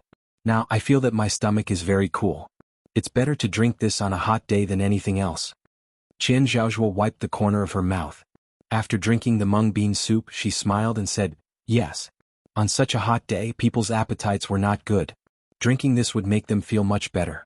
It was even better than eating fish and meat. I feel like most of the heat in my body has been taken away. Drinking water is not so effective. Zhao Yuner chuckled. Fourth uncle, fourth aunt, it's good that you like it. This thing isn't worth much, but it's suitable for drinking in this weather. Yes. Zhao Xinhui's heart skipped a beat when she heard that. She was feeling unbearably hot and had no appetite. Was Zhao Yuner's mung bean soup really that effective? If she drank it, she wouldn't be as hot as she was now, right? Zhao Xinhui thought for a moment, then asked Yuner, Yuner girl, do you still have mung bean soup at home? Chapter 1702. What's the matter, younger aunt? Zhao Yuner raised her eyebrows and asked. Zhao Xinhui raised her chin. Don't misunderstand. I'm not like second brother and eldest sister-in-law who ask you for free. Go back and make some mung bean soup for me. I'll pay you. Zhao Xinhui thought that Zhao Yuner would definitely sell the soup as long as she paid. Zhao Yuner directly refused. Younger aunt, I'm sorry. My mung bean soup is for myself. It's not for sale. Zhao Xinhui's face suddenly darkened. She said to Zhao Yuner in displeasure, you can give it to fourth brother and fourth sister-in-law for free. Why can't you sell it to me? It's not like I'm asking you for free. Zhao Yuner disliked Zhao Xinhui's current attitude the most. Did she think that she could have whatever she wanted just because she had some money in her hands? Being with young Master Meng, she was covered in the stench of money. It was very disgusting. Younger aunt, if I'm not selling, then I'm not selling. Don't tell me you want to force me to sell it? Zhao Yun'er asked with a sneer. You. Zhao Xinhui glared at Zhao Yun'er angrily. This wretched girl deliberately made her feel uncomfortable. Hua Chuanhua's sharp ears overheard the conversation between Zhao Xinhui and Zhao Yun'er. She rushed out of the room angrily, walked to Zhao Yun'er, and scolded Zhao Yun'er. I say, Yun'er girl, why are you so stingy? Can't you just sell some mung bean soup to your younger aunt? What's wrong? Is it my fault that you don't want to sell my things? Zhao Yun'er asked jokingly. You did it on purpose. Hua Chunhua glared at Zhao Yun'er angrily. I did it on purpose. What's wrong with that? You, wretched girl. Hua Chunhua stomped her feet angrily. Zhao Yun'er didn't take Hua Chunhua seriously at all. Her voice was neither cold nor indifferent. Younger aunt, I'm not that short of money, so I don't want to make money by selling these things. Next time, don't say that you want to buy things with money in front of me. If I'm willing to give it to you, I'll give it to you even if you don't want it. If you don't want it, then you won't get it even if you spend money. Zhao Xinhui's resentful gaze fell on Zhao Yun'er. This be fourth uncle, fourth aunt, then I'll go back first. Zhao Yun'er greeted them with a smile, and then left the courtyard of old Zhao's house. Hua Chunhua looked at Zhao Yun'er's back and scolded, this wretched girl. She's getting more and more outrageous. She doesn't know the rules at all. She'll say that old Zhao's daughter has no manners. Feng Zhangxia pursed her lips and said in a sour tone, that's right. It's fine if she doesn't let us drink it. Younger aunt doesn't want to sell it even if we spend money. The third branch is living a good life now. They have good food and drink and they don't care about money. We can't compare to them. Haha, no matter how good the third branch is living, it's their business. It has nothing to do with us. We shouldn't have separated from the family in the first place. Hua Chunhua felt a burst of regret. If the third branch was part of the family, they would have to share it with them now. Everyone would be able to live a good life. Zhao Baoshan's cold words drifted into Hua Chunhua's ears. Now you're saying that. If we hadn't separated from the family, would you have eaten shit? Speaking of eating shit, Hua Chunhua's face suddenly changed. This matter was a shadow for her. Thinking of it made her feel unusually uncomfortable. Chapter 1703. After being rebuked by Zhao Baoshan, Hua Chunhua was suddenly at a loss for words. Old man, Zhao Baoshan took a puff of his pipe and slowly mocked, that's why I said let's not talk about the future. She's living a good life now and you're regretting it. If she's not living a good life, you'll be glad that you didn't drag her down. Am I right? Hua Chunhua couldn't argue with Zhao Baoshan. She turned around and went back to Zhao Xinhui's house to continue tidying up. In the next 2 days, the villagers sent gifts one after another. Zhao Yun'er also prepared to hold a banquet. It wasn't easy to hold a banquet. She had to go to the town to do some shopping. However, Zhao Yun'er was very anxious these days. She was always worried about Tiantian's situation. Tiantian was still in the tiger's den. She didn't know if Tiantian was okay. This tiger was an animal after all. It couldn't take care of Tiantian like a human. That child was still so young. She didn't know if there would be any problems. After the banquet, she had to discuss with Mu Lianfeng before going up the mountain to take a look. It would be best if she could find an opportunity to bring Tiantian back. Speaking of which, this child's life was a little hard.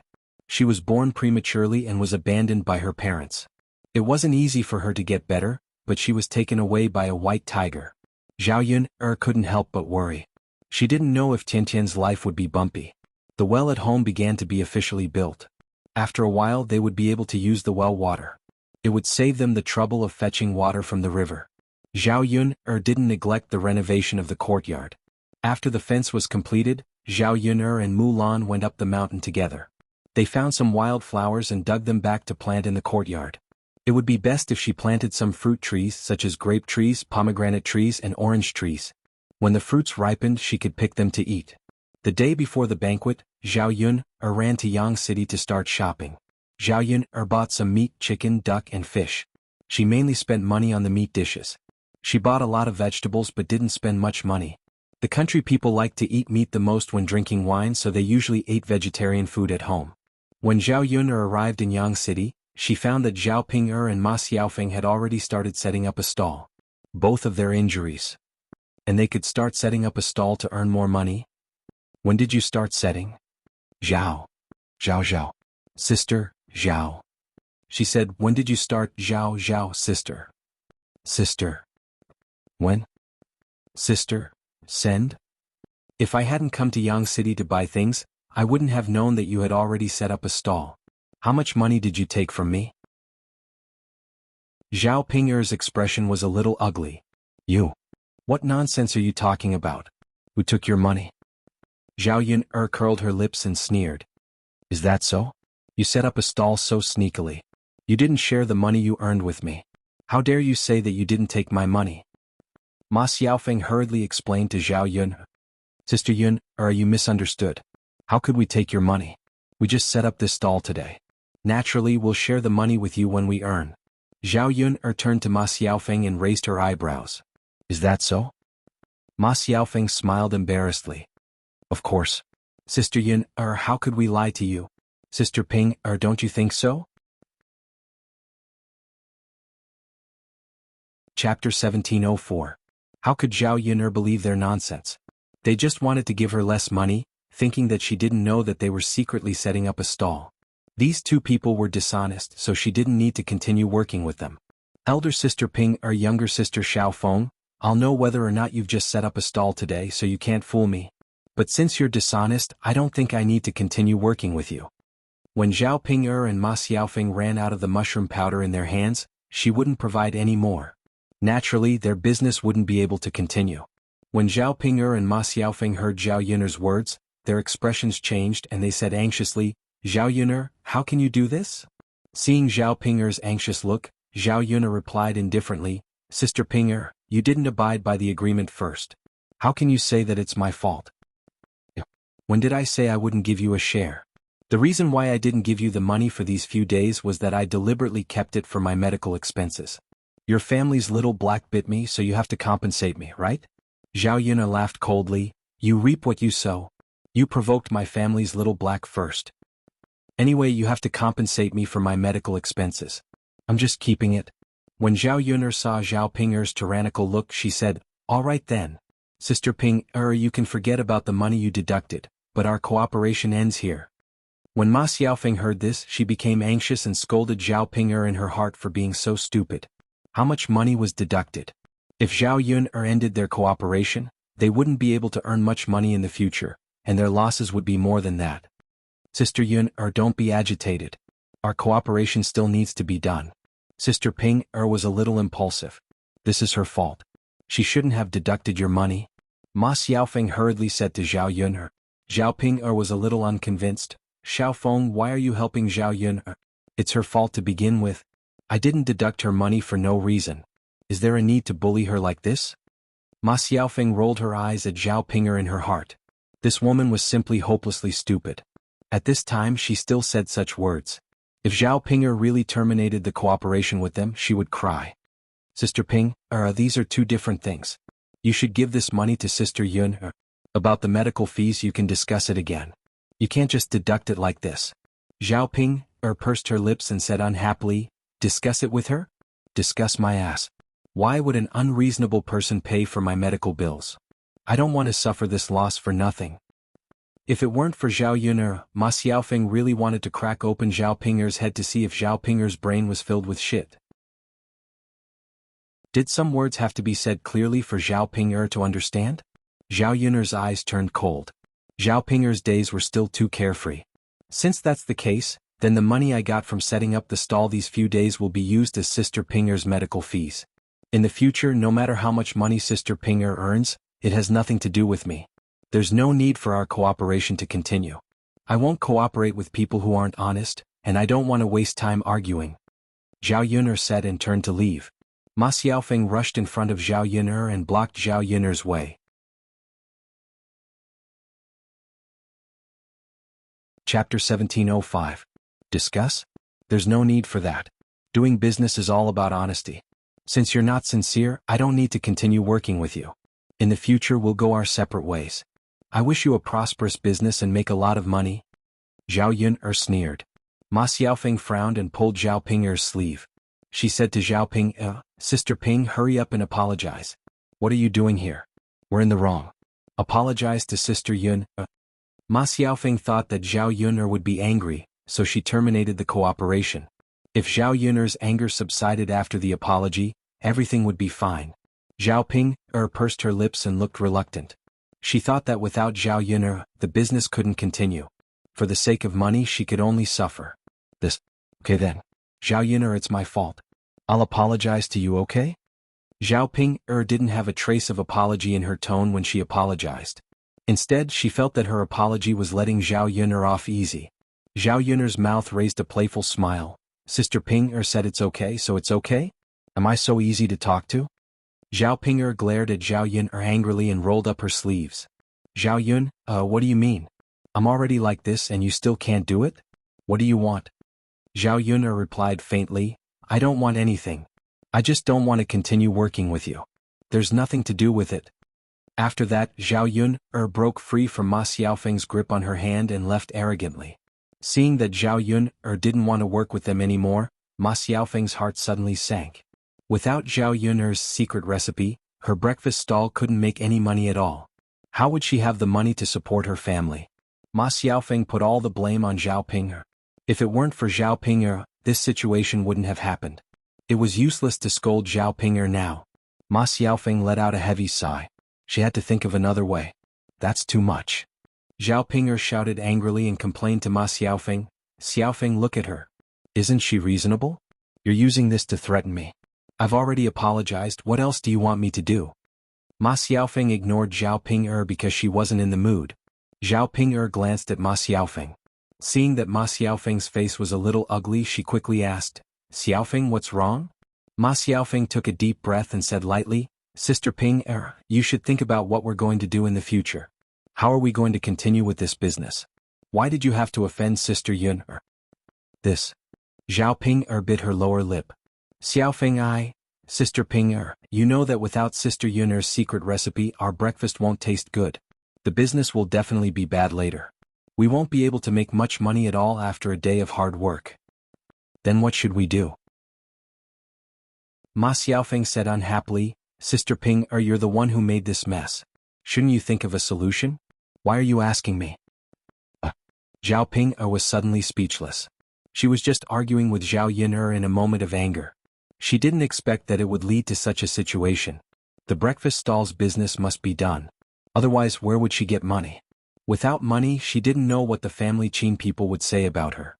By then, she wouldn't have a good life at her in-laws' house. Chapter 1706. If you don't beg, you won't have a chance. Ma Xiaofeng replied unhappily, Sister Ping-er, you have to be more sincere about this matter. Talk to Sister Yun'er properly and apologize properly. Maybe Sister Yun'er will change her mind. No matter what, you are her biological sister. I believe that Sister Yun'er won't be so ruthless. Zhao Ping-er couldn't stand the thought of having to put aside her pride to beg Zhao Yun'er. She really couldn't accept Zhao Yun'er's arrogance in front of her. Xiaofeng, don't you have any other ideas? Ma Xiaofeng chuckled. If it weren't for her feelings, she would have mocked Zhao Ping-er. Sister Ping-er, then tell me, what other ideas do you have now? If you can come up with an idea, naturally you don't have to beg Sister Yun'er. Zhao Ping-er bit her lower lip. How could she come up with an idea with her brain? Okay then. I'll talk to her later. By the way, Sister Ping-er, your family is going to hold a banquet. Send some money as a gift. Maybe it will be easier to talk to her. Ma Xiaofeng reminded her. She was more anxious than Zhao Ping-er. After all, she was more in need of money than Zhao Ping-er. Now that her family depended on her to support them, she had to plan carefully. After Zhao Yun'er left, she and Mulan continued to shop at the market. This time Mulan bought some mung bean barley. She wanted to learn from Zhao Yun'er and make some desserts for her family. After the two of them bought the desserts, they rushed back with Xiao Mao. When Zhao Yun'er arrived home, Liang Jinxiao's relatives from her maternal family had all come over. Her sisters-in-law, her own uncle, aunt, and grandmother had formed a group. If it wasn't for the fact that the hall was big, it probably wouldn't be able to fit them all. A group of people looked left and right at Zhao Yun'er's house, sighing at the luxury of Zhao Yun'er's house. After all, such a house was too rare in the countryside. Many people had never seen it before. Zhao Yun'er's second aunt couldn't help but sigh. Mother, look. Big sister's house is really good. There are so many things. How spacious is it? How comfortable is it to live? Wu Zhenju's eyes sparkled as she spoke. Her eyes were filled with envy. First Aunt Wuxia chimed in, that's right. Such a house is so grand. No one in our village can live in such a big house. Eldest sister is so lucky. How enviable. When Granny Liang heard this, she chuckled and replied, this is a good thing. We should all be happy. Wuxia smiled and agreed, Mother, you're right. We should all be happy that eldest sister's family is doing well. That's right. After all, we're family. I'm happy to see Qiao are living well. Granny Liang had a bright smile on her face. It was obvious that she was happy for Zhao Yun'er's family from the bottom of her heart. Liang Jinxiao was her biological daughter. As a mother, which mother didn't want their children to live well? Mother, eldest brother, eldest sister-in-law, second brother, second sister-in-law, have some mung bean soup to quench your thirst. Liang Jinxiao brought out a jar of mung bean soup. It was left over from yesterday. Zhao Yun'er had kept it in a simple self-made refrigerator. It was still cold, so it was just right to serve it to her family. Oh, there's still mung bean soup? Wu Zhenju's eyes lit up when he heard this, and he immediately went to the table. Liang Jinxiao smiled and replied, yes, there's still some left. Yun'er made it. Chapter 1707. Yun'er went to Yang City to buy some things. Isn't the banquet tomorrow? Let's buy the groceries and store them today so that it'll be easier for us to hold the banquet tomorrow. Liang Jinxiao nodded. I see. We have to buy some groceries back. This is a joyous occasion. We have to hold the banquet well. Liang Jinxiao nodded in agreement. Yes. Although it's a little troublesome, we still have to hold the banquet. Yes. Haha, not many people can afford to live in a house as big as eldest sister's. In our countryside, only landowners can afford such a big brick house. Wuxia said enviously. Eldest sister, you're so lucky to live in such a good house. Your living room is spacious and it feels cool now. It's much cooler than our thatched hut. This is all thanks to Yun'er's money. Yun'er's father and I didn't do anything. If we're talking about luck, it's mainly because we're blessed to have Yun'er. Liang Jinxiao said with a smile that revealed a sense of pride. Wu Zhenju felt a little uncomfortable. She had originally mocked Zhao Yun'er. Now that Zhao Yun'er's family was doing so well, it was a slap to her face. Unfortunately, she couldn't take back the words she had said. Eldest sister, hurry up and give mother a bowl to drink. Wu Zhenju urged. She was a little impatient when she saw Liang Jinxiao holding the mung bean soup and chatting with it without drinking. She was too embarrassed to say that she wanted to drink it, so she could only say that she would give old Madame Liang a bowl. Liang Jinxiao finally reacted and nodded. Yes, you must be tired and thirsty after such a long journey. Come and drink some. As he spoke, Liang Jinxiao placed a few bowls on the table and poured the mung bean soup into them. He handed a bowl to old Madame Liang first. Mother, here, drink. Old Madame Liang took it with a smile. Okay. You guys drink too. Yes, mother. Without Liang Jinxiao's order, Wu Zhenju eagerly picked up a bowl of mung bean soup from the table and poured it into his stomach. She knew that there was not much mung bean soup left. If she finished it first, she could ask Liang Jinxiao to pour more for her. Wow, it's cool and sweet. It's so delicious. It quenches my thirst. After drinking a bowl of it, I feel much more energetic and less hot.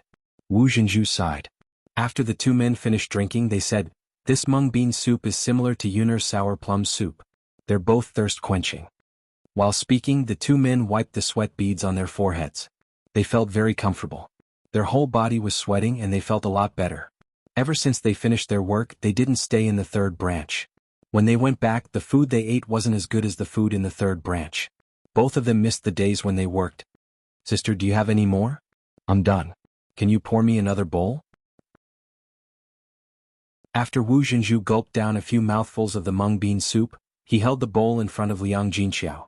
It seemed like he was asking for permission, but he was actually ordering Liang Jinxiao. How could Liang Jinxiao not give Wu Zhenju more? Second sister-in-law, there's more. Liang Jinxiao smiled and poured another bowl for Wu Zhenju. However, there wasn't much mung bean soup left in the jar. Today there were more than 10 people from her maternal family who came, and each person had a bowl of more than 10 bowls.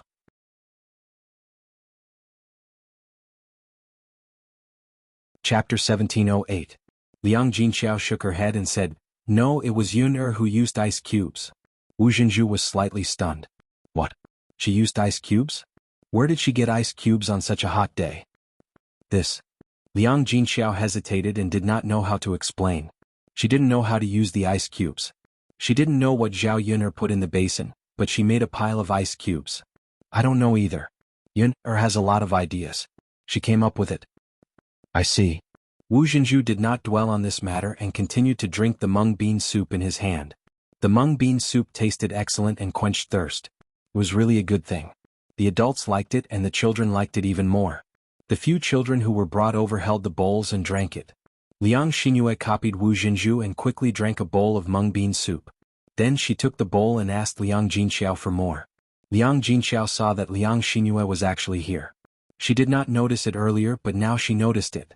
She asked Wu Zhenju in confusion, "Second sister-in-law, what's going on? Shouldn't Xingyue be married by now? How did she have time to come here? A married woman should be staying at her in-laws' house. Liang Xingyue should not be attending her in-laws' activities." Wu Zhenju's face suddenly fell when he heard this. Guocaixia could not help but snicker.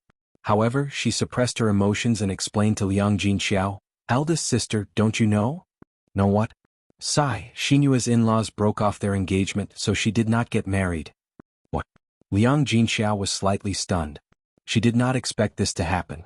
In the countryside, the chances of being rejected by the in-laws were very small. Her eldest niece was quite pretty, so there shouldn't be any reason for her to be rejected. Wu Zhenju's resentful gaze fell on Guocaixia. She felt that Guocaixia was gloating at her daughter's misfortune and couldn't wait for her daughter to end up like this. Guocaixia didn't care about Wu Zhenju's gaze and continued, "There's nothing we can do about it. If we want to blame someone, we can only blame Xingyue for not having a good reputation. That family suddenly changed their mind and wanted to marry someone else's daughter. It was said that his daughter had married into a lower class, and her dowry was worth several hundred taels of silver.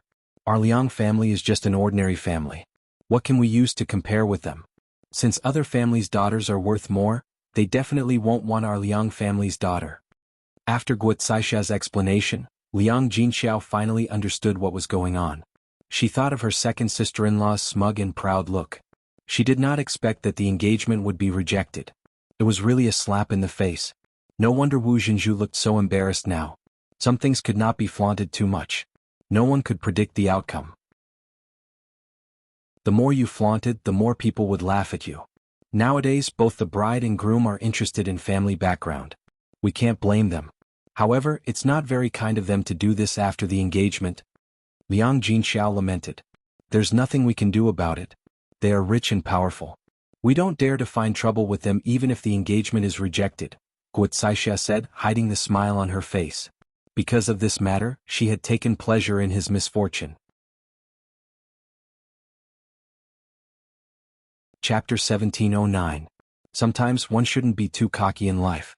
The faster one was cocky, the faster one would die. Liang Jinxiao sighed. That's true. Even if we want to cause trouble, we have to have the confidence to do so. They're all ordinary people. It's not worth it if we cause trouble and implicate ourselves. Guocaixia chuckled and said, "Isn't that so? We can only suffer in silence. I heard that the bride's family is not only rich, but they also have relatives who are officials. How would we dare to provoke an official's family?" Liang Jinxiao nodded. That's true.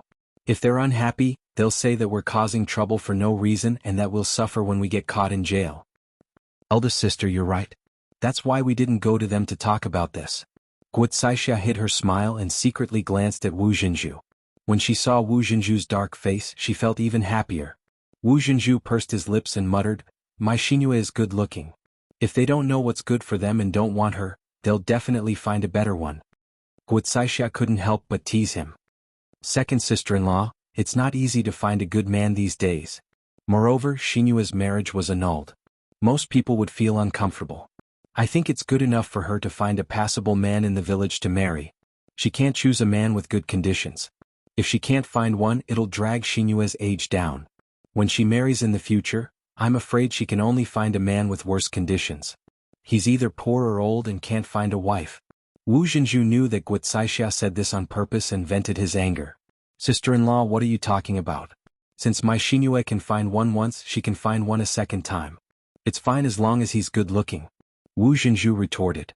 His words implied that Guocaixia's daughter, Liang Shizi, was not as beautiful as her daughter. Guo Zixia sneered. All right, second sister-in-law, you can say whatever you want.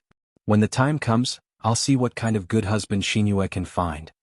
When Liang Jinxiao saw that the two sisters-in-law were at daggers drawn, he hurriedly said, second sister-in-law, in fact, it doesn't matter who the child marries. The main thing is that the person she marries is honest, down-to-earth, kind-hearted, and treats Xinyue well. Liang Jinxiao felt that this was the kind of son-in-law he should find. Sometimes, it would be useless to pursue a man if he did not have a good character. Wu Zhenju didn't take it to heart. Which man in the countryside isn't down-to-earth? If the family doesn't have money, don't tell me my Xinyue will have to marry over and live a hard life?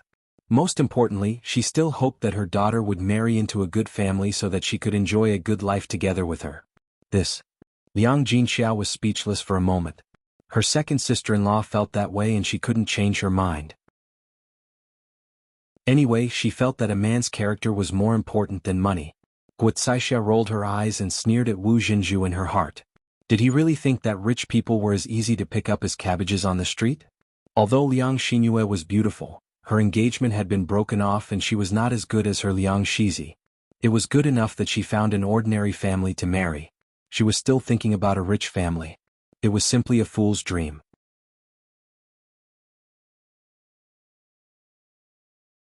Chapter 17:10. All right. Let's not talk about this anymore. I feel annoyed talking about it. Old Madame Liang said with some displeasure. Today he came to his eldest daughter's house because his eldest daughter's family had built a new house. He was very happy. After listening to Guo Zixia and Wu Zhenju's words and thinking about Liang Xinyue's marriage, old Madame Liang suddenly felt unhappy. Okay, mother? Guo Zixia responded with a smile and pursed his lips proudly. Wu Zhenju continued to put on a sullen face and replied to old Madame Liang embarrassedly, Mother, it was sister-in-law who brought it up. I didn't say anything. Second sister-in-law, look at what you're saying. If eldest sister asks, shouldn't you tell her? We're all family. It's okay to talk about this. Humph, I think you're deliberately saying it for me to hear. Wu Zhenju snorted coldly. He couldn't stand Guo Zixia's style of doing things. Second sister-in-law, how can you accuse me wrongly? You're making me sound like someone else. You know very well what you mean. Second sister-in-law, seeing that the two of them were about to quarrel again, old Madame Liang slammed the table and angrily rebuked, Are the two of you done talking? Didn't you hear what I said? All of you shut up. Guo Zixia and Wu Zhenju were more or less afraid of mothers-in-law. In ancient times, mothers-in-law were more powerful than daughters-in-law. No matter how presumptuous they were, they didn't dare to go too far in front of their mothers-in-law. After old Madame Liang vented her anger, Guo Zixia and Wu Zhenju immediately stopped quarreling. Zhao Yun'er's house fell into silence. The children gulped down the mung bean soup. Children loved sweets and were very greedy. After finishing the mung bean soup, each of them held a bowl in front of Liang Jinxiao and said to Liang Jinxiao, Eldest aunt, we want more. Liang Jinxiao glanced at the mung bean soup in the jar. There wasn't much left. Probably none of the children would be able to get a bowl. At this moment, Daoda ran over. The two kids who had just returned from playing with Zhao Tianfu had a thin layer of sweat on their foreheads. Seeing that everyone in the room was drinking mung bean soup, Daodu tugged at Liang Jinxiao's clothes and said, Grandma, Daodu also wants to drink mung bean soup. So thirsty. Liang Jinxiao looked at the small amount of mung bean soup left in the bowl and felt a little troubled. If he let Daodu and Zhao Tianfu drink it, his nephews would be gone. Liang Jinxiao was afraid that Guo Zixia and Wu Zhenju would scold her, so she asked for their opinion. There's not much mung bean soup left. Sister-in-law, second sister-in-law, why don't we give it to Daodu? Guo Zixia was a sensible person. She pulled her son aside and discussed with him. Dakue, let's give the mung bean soup to Daodu. Don't drink it. Although Liang Dakue was a little unwilling, he nodded obediently. Okay, Mom. I won't drink it then. Wu Zhenju's son Liang Xiaofei took after Wu Zhenju's temperament. He was not sensible. Mom, no, I want to drink it. I want to drink it. Before Wu Zhenju could say anything, Liang Xiaofei expressed his determination. Wu Zhenju's mouth twitched. He was very embarrassed. However, she only had one son and she loved him dearly. She would usually give Liang Xiaofei whatever he wanted, and this time was no exception. Wu Zhenju said to Liang Jinxiao, Sister, we are guests today. Shouldn't you let the guests eat and drink well first? Chapter 17:11. Wu Zhenju's words made sense. Regardless of whether it was in ancient times or modern times, the first thing to do when entertaining a guest was to let the guest eat and drink well. The host had nothing to do with it. Alright, don't do this. Didn't Xiaofei already drink it? Why is he still drinking it? You and your family are the only gluttonous ones in the Liang family. You eat more than the others. Old Madame Liang couldn't stand Wu Zhenju and couldn't help but scold him. Guo followed behind and said, "That's right. Mother, you saw it too. Just now, second sister-in-law and Xinyue each drank 2 bowls of mung bean soup. We only drank 1 bowl. There's not much left now. Maida Kuei didn't even want it. Why must Xiaofei drink it?" Wu Zhenju's resentful gaze fell on Guo. Her sister-in-law was deliberately singing a different tune from her. Old Madame Liang nodded and said, "Yes, so Xiaofei doesn't need to drink the remaining soup. Give it to Daodu to drink." With old Madame Liang's words, Liang Jinxiao finally felt relieved. "Mother?" Wu Zhenju looked at old Madame Liang with some reluctance. "Don't say any more. You don't know the rules at all. Aren't you afraid of being laughed at when you go out? You're making it seem as if the Liang family doesn't give you food on a daily basis." Wu Zhenju finally shut up. He glanced at Liang Xiaofei and felt sorry for his son. Liang Jinxiao poured a bowl for Zhao Tianfu and Daodu each. The 2 children held the bowls and were about to drink it. Liang Xiaofei suddenly rushed out from behind Wu Zhenju and went in front of Daodu. He snatched Daodu's bowl. Not only did he snatch Daodu's bowl, but Liang Xiaofei also took advantage of the fact that he was a head taller than Daodu and pushed Daodu to the ground. Daodu fell heavily on the ground, and a layer of his skin was scraped off as he tried to support himself. Liang Jinxiao's heart skipped a beat when he saw this. He rushed over to Daodu and carried Daodu in his arms. "How is Daodu? Are you hurt anywhere? Show it to me." Tears welled up in Daodu's eyes. He walked up to Liang Jinxiao with his hands out and said to Liang Jinxiao, "Grandma, it hurts." Liang Jinxiao held Daodu's hand and looked at it. Daodu's hand was bleeding from the scratches. Children's hands were very tender. If they accidentally knocked on the ground, they would hurt themselves. Seeing Daodu injured, Liang Jinxiao's heart immediately ached. She looked at Liang Xiaofei with some displeasure. How could this child be so naughty and unreasonable? How could he push someone down so casually? Liang Xiaofei didn't feel that there was anything wrong with what he did. He grabbed the mung bean soup from Daodu's hand and gulped it down in a few mouthfuls. Liang Jinxiao's face darkened. This child's education was too outrageous. Wu Zhenju was not angry. Instead, he felt that Liang Xiaofei had done him a favor.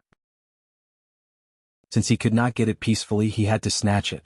Liang Jinxiao comforted Lil Pi with a few words, walked to Liang Xiaofei and said to Liang Xiaofei, "Xiaofei, haven't you already drunk a bowl? How could you snatch Daodu's bowl? You even pushed Daodu down. Look, Daodu was hurt by you. His hand is scratched." Liang Jinxiao's tone was a little harsh. Since he was her nephew, she had to teach him a lesson. If she did not discipline him, he would be even more unreasonable when he grew up. If Zhao Tianfu was like Liang Xiaofei, she would have slapped him. Chapter 17:12. Wu Zhenju hurriedly defended his son and said, "Eldest sister, what are you doing? Xiaofei is still young and doesn't know any better. Aren't you afraid that you'll scare him by being so fierce?" Liang Jinxiao's expression did not look good. She took a deep breath and argued with Wu Zhenju, "Second sister-in-law, that's not right. Xiaofei may be young, but it's wrong to steal from others. Not to mention he even hurt Daodu. If we don't teach him a lesson now, won't he become a bandit when he grows up?" Liang Jinxiao's words made Wu Zhenju very unhappy. Wu Zhenju rolled up his sleeves and put his hands on his waist. He said fiercely to Liang Jinxiao, "Eldest sister, who are you saying will become a bandit when he grows up? My Xiaofei only took some mung bean soup from your family to drink. Is there a need to say that he will become a bandit when he grows up? What kind of person are you? You treasure a little mung bean soup and can't bear to give it to my Xiaofei. To think that Xiaofei calls you eldest aunt." Liang Jinxiao's mouth twitched and her expression turned even uglier. "Second sister-in-law, I'm not saying that Xiaofei will definitely become a bandit when he grows up. I'm saying that children should be educated well from a young age. Otherwise, who knows what he will become when he grows up if he learns bad things. If he learns how to steal now, won't he become a bandit when he grows up? Second sister-in-law, I know that Xiaofei is your son and that you treasure him and spoil him, but you can't do this." Wu Zhenju snorted coldly and said sarcastically, "Ha, eldest sister, are you teaching me how to educate a child? Your second brother doesn't even care about my Xiaofei. What are you doing here? You're no longer part of the Liang family after marrying out. What right do you have to criticize my Xiaofei? Can't you just teach your child well? I have the final say in how my Xiaofei teaches you. Liang Jinxiao bit her lower lip. It was really tiring to argue with someone as unreasonable as Wu Jinzhu. If Liang Xiaofei really followed Wu Jinzhu's teachings, this child would definitely be ruined. Second sister-in-law, I don't care what Xiaofei does, but this child has hurt Daodu. He has to apologize to Daodu. Liang Jinxiao took a deep breath and said with a cold look in his eyes. Liang Xiaofei tugged at Wu Jinzhu's sleeve and shook his head. Mother, I don't want to apologize. Little Fei, just apologize. It's indeed your fault for snatching other people's things. Old Madame Liang couldn't stand it anymore and tried to coax Liang Xiaofei. However, as Liang Xiaofei was old Madame Liang's precious grandson, old Madame Liang's attitude wasn't too tough. Instead, she used a negotiating tone. In the end, Liang Jinxiao's family was an outsider to old Madame Liang. They were not as close as her own grandson. Liang Xiaofei pouted and continued to refuse. No, I don't want to apologize. It's eldest aunt's fault for being stingy and not giving me mung bean soup. Old Madame Liang sighed and didn't say anything else. Wu Jinzhu snorted softly. Eldest sister, we're guests today and Xiaofei is just a child. As an adult, why do you have to be so calculative? You're Xiaofei's eldest aunt, aren't you? Wu Jinzhu's words meant that if Liang Jinxiao didn't let Liang Xiaofei off, it would be considered as being calculative with a child. Liang Jinxiao felt uncomfortable, but she didn't want to quarrel anymore. She felt bad for making Daodu suffer like this. So what if he's a child? Can he do whatever he wants just because he's a child? A cold voice came from outside the house. Then Zhao Yun'er's figure walked into the house. Zhao Yun'er glanced at Daodu's hand, and her gaze became sharper.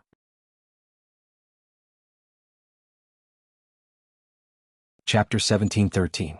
She couldn't care less about what they did to others, but if they hurt Daodu, she wouldn't sit back and do nothing. Liang Jinxiao's gaze fell on Zhao Yun'er when he saw Zhao Yun'er walk in. He sighed in relief because he knew that Zhao Yun'er wouldn't let Daodu suffer any losses now that she was back.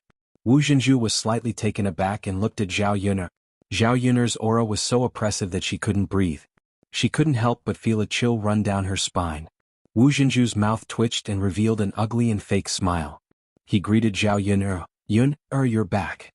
Zhao Yun'er sneered and ignored Wu Jinzhu. She stared coldly at Liang Xiaofei who was standing behind Wu Jinzhu. Such a young child, under Wu Jinzhu's nurturing, had become unruly and out of control. Now he was acting so unreasonable in her house and even bullying Daodu. Wu Jinzhu knew that Zhao Yun'er was angry. He thought that Zhao Yun'er was going to teach Liang Xiaofei a lesson. He quickly stood in front of Zhao Yun'er and said to Zhao Yun'er, Yun'er, Xiaofei is just a child. Don't be too calculative with him.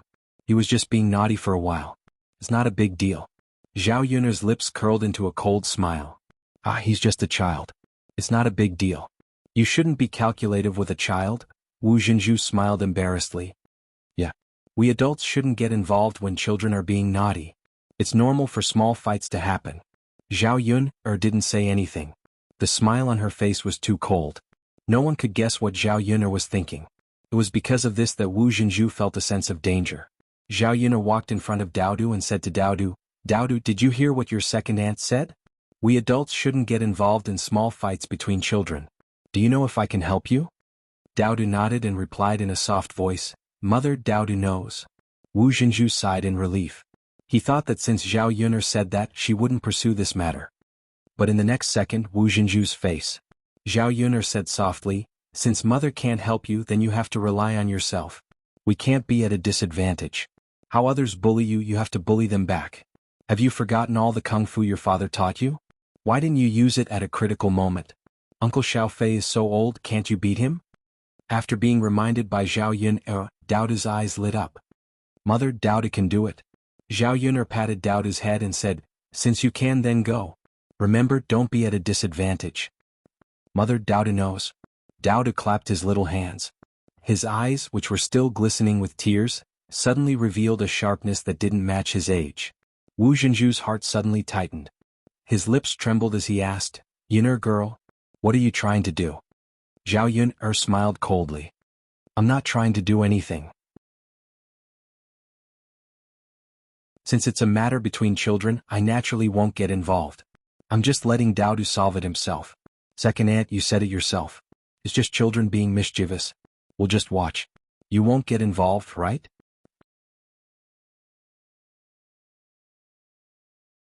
Chapter 17:14. At the very least, his little Fei was a head taller than Daodu. How much strength could Daodu exert at such a young age? She and Zhao Yuner wouldn't get involved, so it would be more beneficial for her. Even so, Wu Jinzhu was still quite worried. He saw Daodu's stubborn little face walk up to Liang Xiaofei.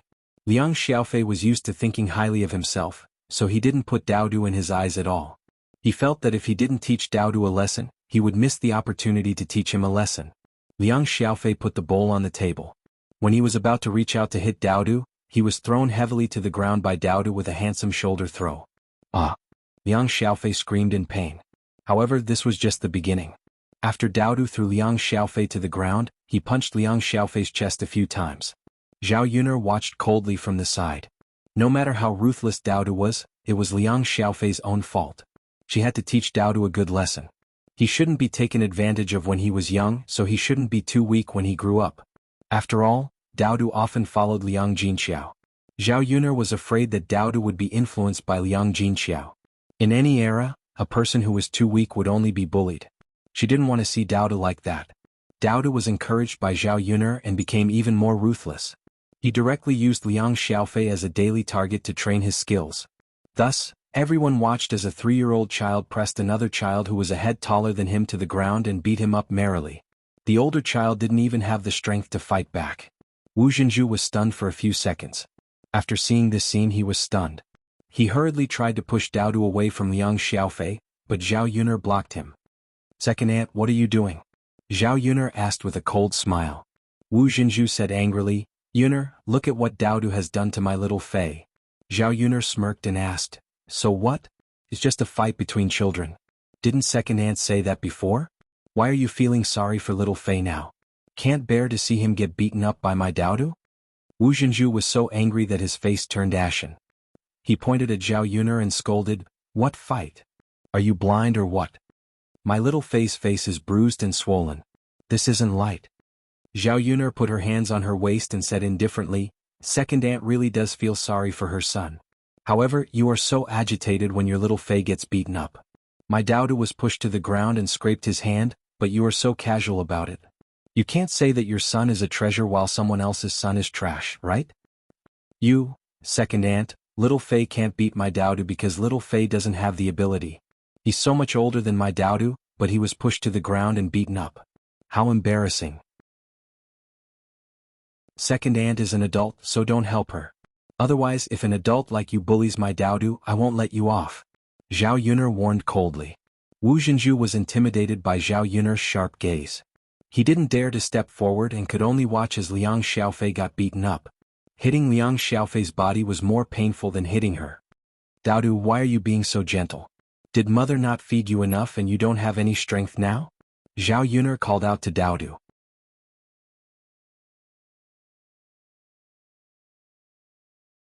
Chapter 17:15. With his mother backing him up, he wasn't afraid of anything. Thinking about what Zhao Yuner had taught him before, Daodu didn't hold back at all when he beat someone up. Today, if he didn't fight for his face, he had to fight for his dignity. He had to beat Liang Xiaofei until he remembered that he wasn't someone who could be easily bullied. Wah wah wah, Liang Xiaofei cried miserably as he was beaten up. Wu Jinzhu was so anxious that she stomped her feet. Unfortunately, Zhao Yuner was blocking her, so she couldn't save Liang Xiaofei. She could only watch as Liang Xiaofei was beaten up. Zhao Yuner, that bitch, she was too much. If anything happened to her little Fei, she wouldn't want to live either. Wu Jinzhu hurriedly gave Liang Jinhui a look. She couldn't save Liang Xiaofei. As Zhao Yuner's second uncle, Zhao Yuner had to listen to him, right? Liang Xiaofei was Liang Jinhui's son after all. How could Liang Jinhui watch his precious son get beaten up so badly?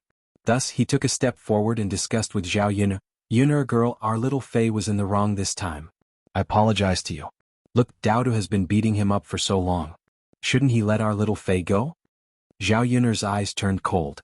She chuckled and said, second uncle, your words make it sound like I won't let little Fei go. Then Daodu, second uncle, that's a matter between children. If you don't want little Fei to get beaten up, then let little Fei fight back. Don't tell me that little Fei can't beat Daodu even though he's a head taller than Daodu. This, Liang Jinhui was a little frightened by Zhao Yun'er's cold eyes. His wife didn't know how powerful Zhao Yun'er was. He had been with her for a long time and knew that Zhao Yun'er was not to be trifled with. If Zhao Yun'er got angry, the situation would be very serious. Wu Zhenju originally hoped that Liang Jinhui would be able to help Liang Xiaofei, but now that he found out that Liang Jinhui was a coward, he didn't dare to say a word. Seeing Liang Xiaofei beaten black and blue, Wu Zhenju couldn't help but wipe the tears from the corners of his eyes and cry with heartache. She had to remember this Zhao Yun'er later. She would definitely get her revenge. Old Madame Liang also felt heartache, but just as she was about to say something, she was stopped by Guocaixia. Mother, you don't have to worry about this matter. It's useless even if second brother says anything. It's indeed little Fei's fault first. We adults shouldn't get involved in children's matters. Otherwise, Yun'er will feel uncomfortable and big sister will also feel uncomfortable. Old Madame Liang sighed and said, Okay then. That's the only way. Old Madame Liang felt sorry for her grandson, but she also knew that this was Zhao Yun'er, so she couldn't be too protective. Dao to beat up Liang Xiaofei for a while. When he saw that Liang Xiaofei was beaten up badly by him, he slowly got up from Liang Xiaofei's body. Liang Xiaofei was already on the ground, unable to move, and blood was flowing out of his nostrils. After Dao to beat up Liang Xiaofei, he walked towards Zhao Yun'er. Zhao Yun'er squatted down and wiped the sweat off Daodu's forehead. Then she asked with concern, Daodu, how are you feeling? Does your hand hurt? Do you want mother to rub it for you? After Zhao Yun'er said this, Wu Zhenju's mouth twitched. He was so angry. It was clearly her little Fei who was in pain, but in the end, it was Daodu who was at a disadvantage. Wu Zhenju looked at Zhao Yun'er with resentment. Daodu heaved a sigh of relief and shook his head with a smile. Mother, Daodu doesn't hurt. There's no need to rub it. Chapter 17-16. At the same time, Zhao Yun'er didn't forget to teach him, Daodu, the next time someone bullies you, crying is useless. You have to use your fists to teach them how to behave. You're a man, so you have to know how to protect yourself. Do you understand? Yes. Mother, Daodu will definitely do that in the future. Good boy. Seeing that Daodu was tired, Zhao Yun'er felt a tinge of sadness in her heart. This child had suffered so much in the past and was bullied by so many people. Fortunately, it wouldn't happen again in the future. With her around, no one would dare to bully the mother and son. Wu Zhenju cried as he rushed to Liang Xiaofei and carried Liang Xiaofei. Liang Xiaofei continued to cry loudly. When he reached Wu Zhenju's arms, he cried even more fiercely. Mother, it hurts. It hurts so much. Wu Zhenju patted Liang Xiaofei's back and said, All right. Xiaofei, don't cry. Mother knows that Xiaofei has been wronged. Mother. Liang Xiaofei realized that when he opened his mouth, a tooth fell out of his mouth. It was still stained with blood. Wu Zhenju was shocked when he saw it. He couldn't help but scold Zhao Yun'er. Zhao Yun'er, look at your family's Daodu, isn't he too ruthless? My family's Xiaofei's tooth has been knocked out. So what? If he can't beat others, he can only be beaten. Why don't your family's Xiaofei stop teasing my family's Daodu? Otherwise, he'll have to bear the consequences. Second aunt didn't teach her child well. How can you blame my family's Daodu? Zhao Yun'er replied indifferently. She didn't care about Liang Xiaofei's injury at all. Wu Zhenju was so angry that his liver hurt. It's just a child. Why are you so ruthless? It's really bad luck to have such a relative. Xiaofei's father, as a man, you can't even protect your own son. What's the use of you? I think he's just a good-for-nothing. Wu Zhenju vented all his anger on Liang Jinhui. If Liang Jinhui had made a move just now, Liang Xiaofei would not have been injured so badly. Liang Jinhui expressed his helplessness. How could a man like him protect her? Should he make a move on a child or a woman? If he protected her, he would be scolded again. Little Fei's mother, this is our little Fei's fault. It's fine if a child's teeth fall out. They'll grow back in a while. This is a lesson for Xiaofei. He should restrain his temper. It's fine if he's arrogant at home. Our family can spoil him, but no one will let him do as he pleases outside. After listening to Liang Jinhui's words, Wu Zhenju became even angrier. Useless means useless. Why do you have to do all this nonsense? Xiaofei is just unlucky to have a useless father like you. Liang Jinhui was a little embarrassed. This woman was not done yet. Guocaixia, who was standing at the side, was gloating. She was very happy to see the second branch suffer. Usually, Liang Xiaofei was very pampered in the Liang family. He often bullied her family's de Kuei, but Wu Jinju was very protective of him. Every time it was Liang Xiaofei who suffered. Now that she saw Liang Xiaofei being taught a lesson, she finally vented her anger. Evil brats like Liang Xiaofei had to be taught a lesson. Otherwise they wouldn't know what was good for them. Chapter 17:17. Wu Jinju knew that Guo Caixia was gloating over Liang Xiaofei's injury. The corner of his mouth twitched violently, and he felt like he was about to vent his anger. Now he only felt that everyone was bullying him and his mother. Xiaofei, let's go. Wu Jinju grabbed Liang Xiaofei and walked out of Zhao Yun'er's house. What are you doing? Liang Jinhui hurriedly asked. Taking Xiaofei away. I want to go back to my mother's house. Xiaofei is no longer a member of the Liang family. Wu Jinju said angrily. She was really angry. Her son was beaten up like this, but as a father, Liang Jinhui did not help him. He played down Liang Xiaofei's injury. None of the other members of the Liang family were good people. They all wanted her son to be beaten up. Since no one cared, she might as well take him back to her mother's house. If Liang Xiaofei followed the surname Liang behind the Liang family, it would be too good for the Liang family. Liang Jinhui immediately blocked Wu Jinju's path and said with a serious face, "What nonsense are you talking about? Don't you feel embarrassed?" Wu Jinju shouted at the top of his voice, "Embarrassed? How is it embarrassing? You didn't even protect Xiaofei when he was beaten up. Since you don't care, I'll take Xiaofei back to my mother's house. Xiaofei will cut off all contact with the Liang family. He's no longer a descendant of the Liang family." Liang Jinhui was also a little angry. "You woman, you only know how to talk nonsense when you're angry. Xiaofei is my son, which means he's Liang Jin's descendant. What's the point of bringing him back to your mother's house? You even said that you'll cut off all contact with him. Can you really do that? You still know that Xiaofei is your son? What kind of father doesn't help his son and let his son be beaten so badly? I think you're a black-hearted person. You don't care about Xiaofei at all." The corners of Liang Jinhui's mouth twitched.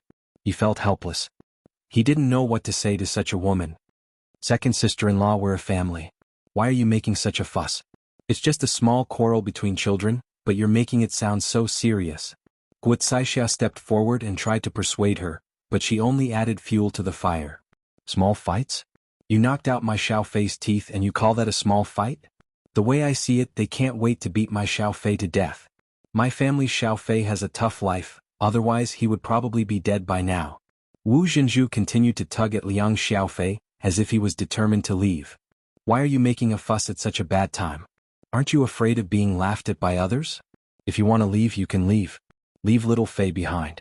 Little Fei is my son. He follows me and is surnamed Liang. How can he be taken away by you?" Liang Jinhui was also angry and said coldly, You. Why should I give you my son? You didn't help him when he was beaten up and now you have the nerve to fight with me. Why can't I fight with you? Little Fei grew up in the Liang family, and he eats the Liang family's food. If he doesn't follow me, should he follow you? Alright, Liang Jinhui, you heartless person. I must have been blind to follow you. Wu Jinju sat on the ground and cried. Zhao Yun'er saw the scene in front of her and couldn't help but frown. She hated this kind of quarreling scene the most. It made her feel annoyed. Especially Wu Jinju, who was shouting at the top of his lungs and acting like a shrew. To put it bluntly, wasn't it because she saw it that day? It was all Daodu's fault for being too ruthless and hurting Liang Xiaofei. Chapter 17:18. Zhao Yun'er's cold voice drifted over. Are you going to scram or not? If you want to scram, then hurry up and scram. Don't make a fuss in my house and bring bad luck to yourself. Wu Jinju's resentful eyes fell on Zhao Yun'er. The instigator of all this was Zhao Yun'er. This be asterisk t. The Wu Jinju was so angry that he picked up the iron shovel next to him and wanted to swing it at Zhao Yun'er. He had to fight it out with Zhao Yun'er today. Zhao Yun'er narrowed her long and narrow eyes. Just as she was about to dodge, someone kicked Wu Jinju in front of her and sent him flying. Wu Jinju fell heavily to the ground and cried out in pain. The iron shovel also fell to the side. Everyone looked up and saw Mu Lianfeng standing in front of Zhao Yun'er with a sullen face. Mu Lianfeng asked gently, Yun'er, are you all right? Zhao Yun'er shook her head and said, I'm fine. You came just in time. How could anything happen to me? Mu Lianfeng responded. His deep and cold eyes stared at Wu Jinju and his gaze suddenly became sharp. Wu Jinju felt a murderous aura. He looked up at Mu Lianfeng and was intimidated by the aura that Mu Lianfeng was emitting. The Liang family's gaze also fell on Mu Lianfeng. Among these people except for Liang Jinhui and Liang Jinshen, no one else had seen Mu Lianfeng before.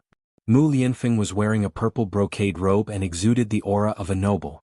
One look at Mu Lianfeng's attire and the noble aura he exuded showed that he was not an ordinary person. When the two unmarried girls from the Liang family saw Mu Lianfeng, they were completely attracted to Mu Lianfeng. In all their lives they had never seen a man so handsome. It was as if he had walked out of a painting. His eyes were as charming as peach blossoms, his tall nose bridge, his thin lips and his well-defined face were truly captivating. Liang Xinyue and Liang Xinzi's hearts rippled. They were deeply captivated by Mu Lianfeng. If they hadn't seen it with their own eyes today, they wouldn't have believed that there was such a man. He was much better looking than the villagers in the village. Most importantly, Mu Lianfeng was not only handsome, but also had an extraordinary status. His family must be rich. Many women wished to marry such a man. Liang Xinyue and Liang Xinzi were both dazed by Mu Lianfeng. How could they pay attention to Wu Jinju's trivial matters? You want to make a move on Yun-er? Mu Lianfeng asked in a cold voice. His gaze seemed to be able to kill Wu Jinju. Wu Jinju sat on the ground and trembled for a moment. He stammered, "She was the one who did it first. She beat my son up like this. I was just angry and wanted to return the favor. You can't bully people like this, right?" Mu Lianfeng's brows furrowed. Zhao Yun-er took a step forward and said to Wu Jinju, "Second aunt, it was clearly your family Xiao Fei who bullied my family's Dao first. No matter how badly he was beaten, you have to accept your fate." Although Wu Jinju was afraid, he was still somewhat unconvinced as he replied, "Why? How can you be so unreasonable? My family Xiao Fei was only scratched by Daodu. Look at Xiao Fei's bruised nose and swollen face, even his teeth were knocked out by Daodu."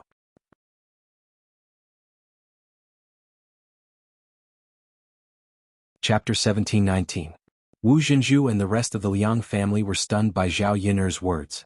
Daodu was the son of the crown prince? How was that possible?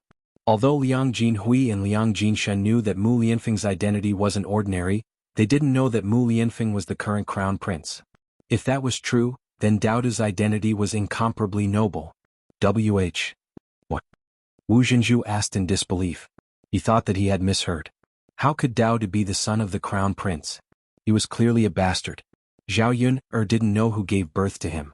Zhao Yun-er curled her lips and said sarcastically, "Second aunt, are you deaf at such a young age? Do I need to repeat my words?" "Daodu is the crown prince's son?" Wu Jinju muttered. It was already good that Liang Xiaofei was able to keep his life this time. The Zhou country had a rule that the children of nobles couldn't be casually harmed. Otherwise they would be sued in jail. Daodu is this crown prince's son. I want to ask who dares to harm him. Mu Lianfeng's cold voice sounded. His gaze fell on Wu Jinju's body and became even more terrifying. "Father." Daodu ran in front of Mu Lianfeng and hugged Mu Lianfeng's thigh.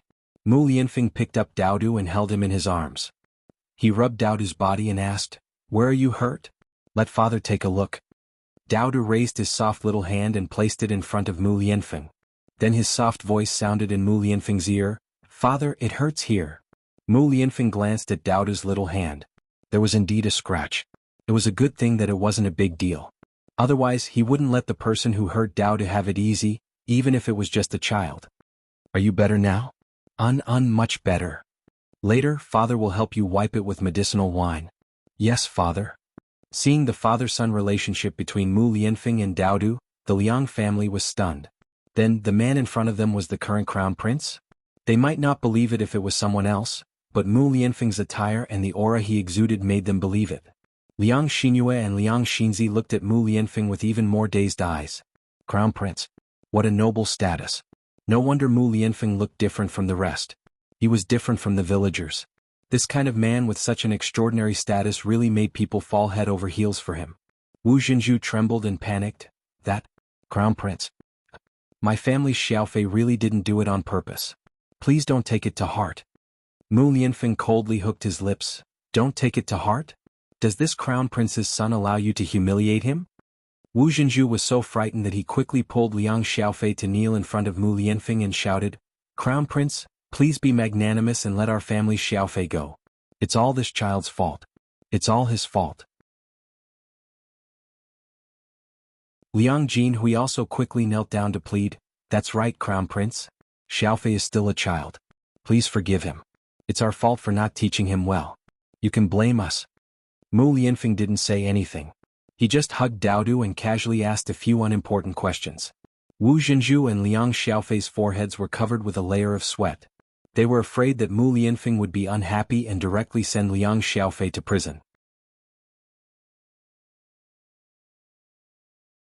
Chapter 1720. However, Liang Xiaofei didn't know any better. He broke free from Wu Zhenju's grip and got up from the ground. "Mother, why are you apologizing? Daodu beat me up like this. You have to avenge me," Liang Xiaofei said stubbornly. Wu Zhenju raised his head and reprimanded Liang Xiaofei. "You child, what are you talking about? Hurry up and kneel down." "No, I don't want to. Mother, you have to avenge me quickly. I want to teach Daodu a lesson and break his teeth. Mother, you love me the most. You have to help me." Liang Xiaofei didn't give up and shouted. Wu Zhenju glanced at Mu Lianfeng. When he saw Mu Lianfeng's sullen face, he hurriedly reprimanded Liang Xiaofei. "You damn child, if you continue to talk nonsense, I'll beat you up." If he didn't scold Liang Xiaofei like this, Liang Xiaofei would really make a scene. When Mu Lianfeng made his move, he would probably lose his life. "Mother, you're a bad person. You won't help me," Liang Xiaofei shouted arrogantly. "Then I'll deal with him myself. I'll definitely beat Daodu to death." Liang Xiaofei revealed a fierceness that didn't match his age. He was already so young.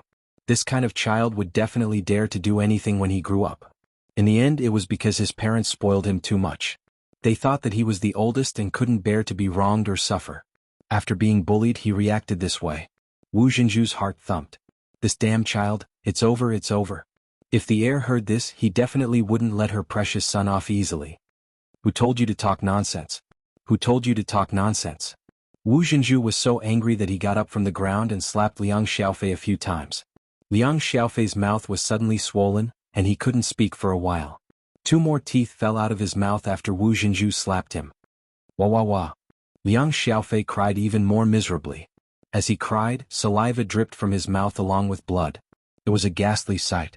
The Liang family did not dare to step forward for fear of offending Mu Lianfeng. In the eyes of the first branch, Liang Xiaofei, this brat, was reaping what he sowed. Usually, it was fine for him to bully others, but this time he bullied a powerful person, so he would be badly battered. After this lesson, let's see if Liang Xiaofei dares to be so arrogant and willful in the future. Wu Zhenju did not expect that he would be so heavy-handed. He immediately felt his heart ache. After all, Liang Xiaofei was her precious son. Usually, she could not bear to even touch a single strand of his hair. This slap was so heavy that it knocked out 2 more of Liang Xiaofei's teeth. Seeing Liang Xiaofei's swollen mouth, Zhao Yun did not have a trace of sympathy. Liang Jinxiao was a soft-hearted person. After seeing this scene, he stepped forward to mediate. All right, let's forget about this matter. Heir presumptive, fortunately, Daodu is not too injured, and Xiaofei has also learned his lesson. I don't think he will dare to do it again. Mu Lianfeng gave Liang Jinxiao face and responded, "Since that's the case, let's forget about it as Andy says." Liang Jinxiao smiled gratefully, then turned to instruct Wu Zhenju and Liang Jinhui, second brother, second sister-in-law, in the future, you should remind Xiaofei not to cause trouble and teach him well. Otherwise, Xiaofei will suffer again like today. Wu Zhenju wiped the tears from the corners of his eyes and nodded.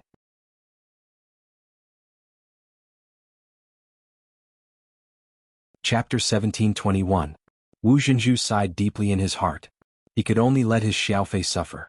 It was one thing for this child to bully others on a daily basis, but this time he bullied Daodu every day. For a moment, Zhao Yun'er's house fell into silence. There was no more commotion from before. After learning of Mu Lianfeng's identity, everyone was trembling with fear in front of Mu Lianfeng. None of them dared to speak loudly in front of Mu Lianfeng. Moreover, after experiencing this incident, they knew that Mu Lianfeng was definitely in a bad mood. If they said something wrong and angered Mu Lianfeng, they would all suffer. Liang Xiaofei was originally crying and throwing a tantrum, but this child was sometimes very shrewd and knew how to read people's expressions. In this situation, his parents were trembling with fear and did not dare to breathe loudly. If he made a fuss, wouldn't he be courting death? Second sister-in-law, I'll go get some water. Wipe Xiaofei's mouth, Liang Jinxiao said. Liang Xiaofei's mouth was full of blood, and his neck and clothes were stained with blood. He looked very miserable. Liang Jinxiao sighed in his heart, but he did not sympathize with Liang Xiaofei. Wu Zhenju wiped his eyes and responded, "Okay, eldest sister." After a while, Liang Jinxiao brought a basin of water from the kitchen. Wu Zhenju was about to help Liang Xiaofei wipe his mouth when Liang Xinyue moved in front of Wu Zhenju attentively and said to Wu Zhenju, "Mother, let me do it. I'll help Xiaofei wipe his mouth. Look at your face. Hurry and wash your face." Wu Zhenju touched his face. Because of the tears and the sticky snot, he could imagine his current sorry state. Thus he said to Liang Xinyue, "Okay, you help Xiaofei wipe his face. Mother will wash my face." "Okay, mother." Liang Xinyue replied. However, Liang Xinyue's movements were a little awkward. It was as if she was trying to show off and attract attention. Liang Xinyue dipped the towel in the basin and stole a few glances at Mu Lianfeng. Her ears were red. It was obvious that his little wife had seen the appearance of the man she admired. All of Liang Xinyue's actions fell into Zhao Yuner's eyes. Zhao Yuner's heart was clear. Could it be that her cousin had taken a fancy to Mu Lianfeng? Zhao Yuner was not angry. After all, Mu Lianfeng was an outstanding man. Not to mention his status, he was handsome. It was normal for teenage girls to fall in love with him. The more people who liked Mu Lianfeng, the more it proved that Mu Lianfeng was charming. It also showed that her taste in men was good. However, Liang Xinyue could only think about it. Her man could not be coveted by anyone. Otherwise she would not be easy to provoke. Liang Xinyue was so attentive because she hoped that Mu Lianfeng would notice her and look at her. Maybe Mu Lianfeng would take a fancy to her after seeing her charming appearance. Not to mention being married to Mu Lianfeng as his wife, as long as she could be Mu Lianfeng's concubine, she would be happy. Being with such a handsome man was a very happy thing. Moreover, she could eat and drink well with him and live a rich life. Liang Xinyue's little thoughts were seen through by Liang Xinyue. Liang Xinyue was usually more reserved and low-key than Liang Xinyue. How could she be as scheming as her? Seeing Liang Xinyue shamelessly trying to attract Mu Lianfeng's attention, Liang Xinyue secretly cursed.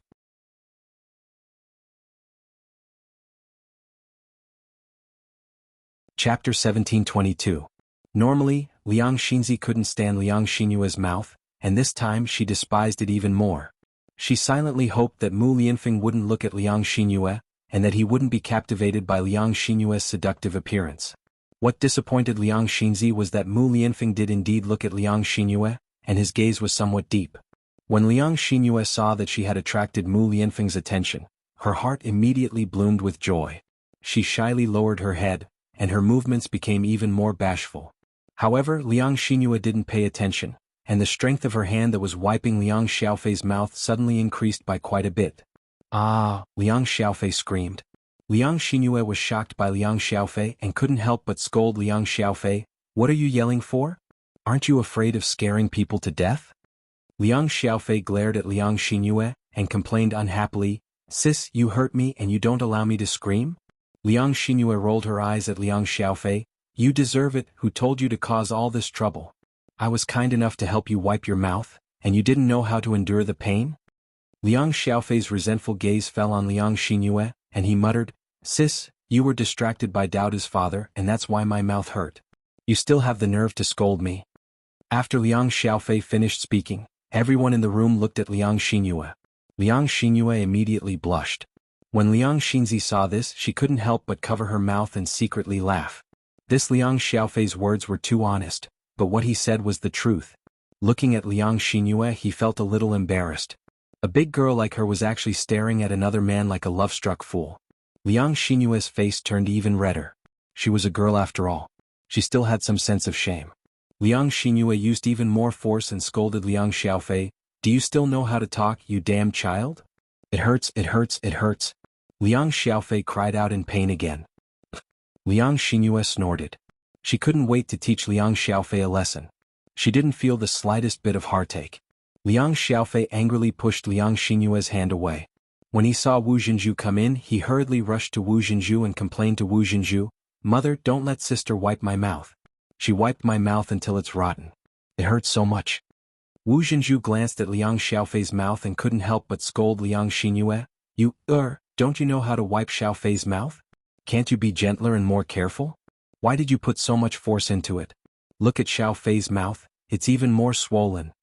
Liang Xinyue curled her lips and said, "He deserves it. Who told him to spout nonsense? Liang Xiaofei was unconvinced and complained, Sister, when did I spout nonsense? Weren't you staring at other people's men like a love-struck fool? You, Guocaixia couldn't help but chuckle. She said to Wu Jinzhu faintly, Second sister-in-law, we all saw this. Xiaofei didn't lie. Was indeed staring at the heir apparent. Wu Jinzhu's face darkened. He naturally knew what Guocaixia meant. Wasn't she just saying that her daughter was shameless?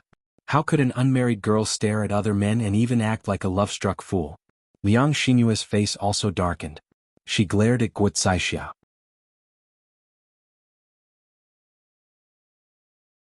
Chapter 1723. Liang Xinzi snorted softly, That's right. When the time comes I'll be implicated. People will think that I'm the same as her. I'm not that shameless. Liang Xinyue and Wu Jinzhu's expressions became even uglier. Liang Xinyue had a bad temper. She replied unhappily, Who are you calling shameless? Don't tell me you don't know who I'm talking about? You? Don't go too far. Liang Xinyue gritted her teeth. Guocaixia hurriedly protected her daughter and reprimanded Liang Xinyue. Second sister-in-law, look, this child Xinyue. I really don't know what to say. It's fine if she stares at the air, but she doesn't even let others talk about it. Aren't we doing this for her own good? What if the next time she goes out and meets a handsome man staring at her again? Won't she be laughed at to death? Wu Jinzhu lost face, but he couldn't refute Guocaixia's words.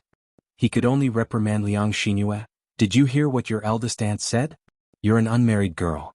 Next time, don't lose your composure and let others see you as a joke. Liang Xinyue gritted her teeth. I know, mother. Zhao Yun watched this farce and felt that it was somewhat interesting. It seemed that every household was not so peaceful. Even her uncle's family, who usually felt that it was good to be together as a family, were secretly competing with each other. No one liked the other. Through this matter she could extract some information. Zhao Yun restrained the smile at the corner of her mouth. She pulled Mu Lianfeng and had Mu Lianfeng rest in another room.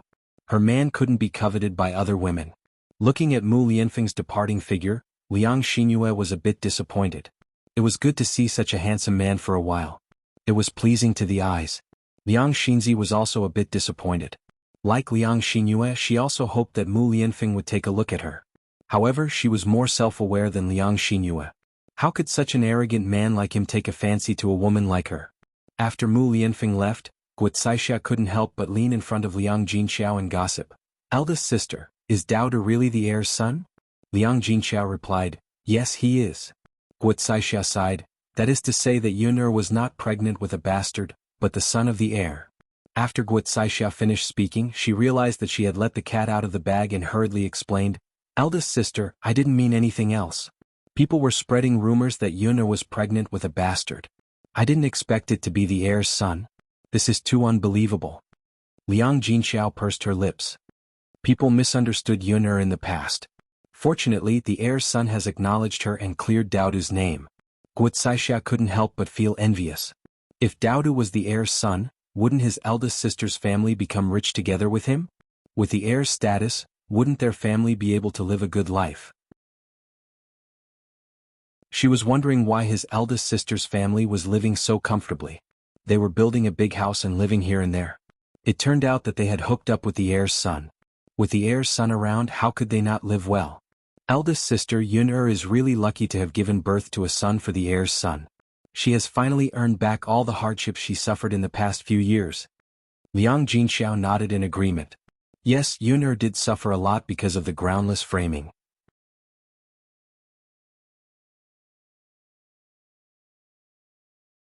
Chapter 1724.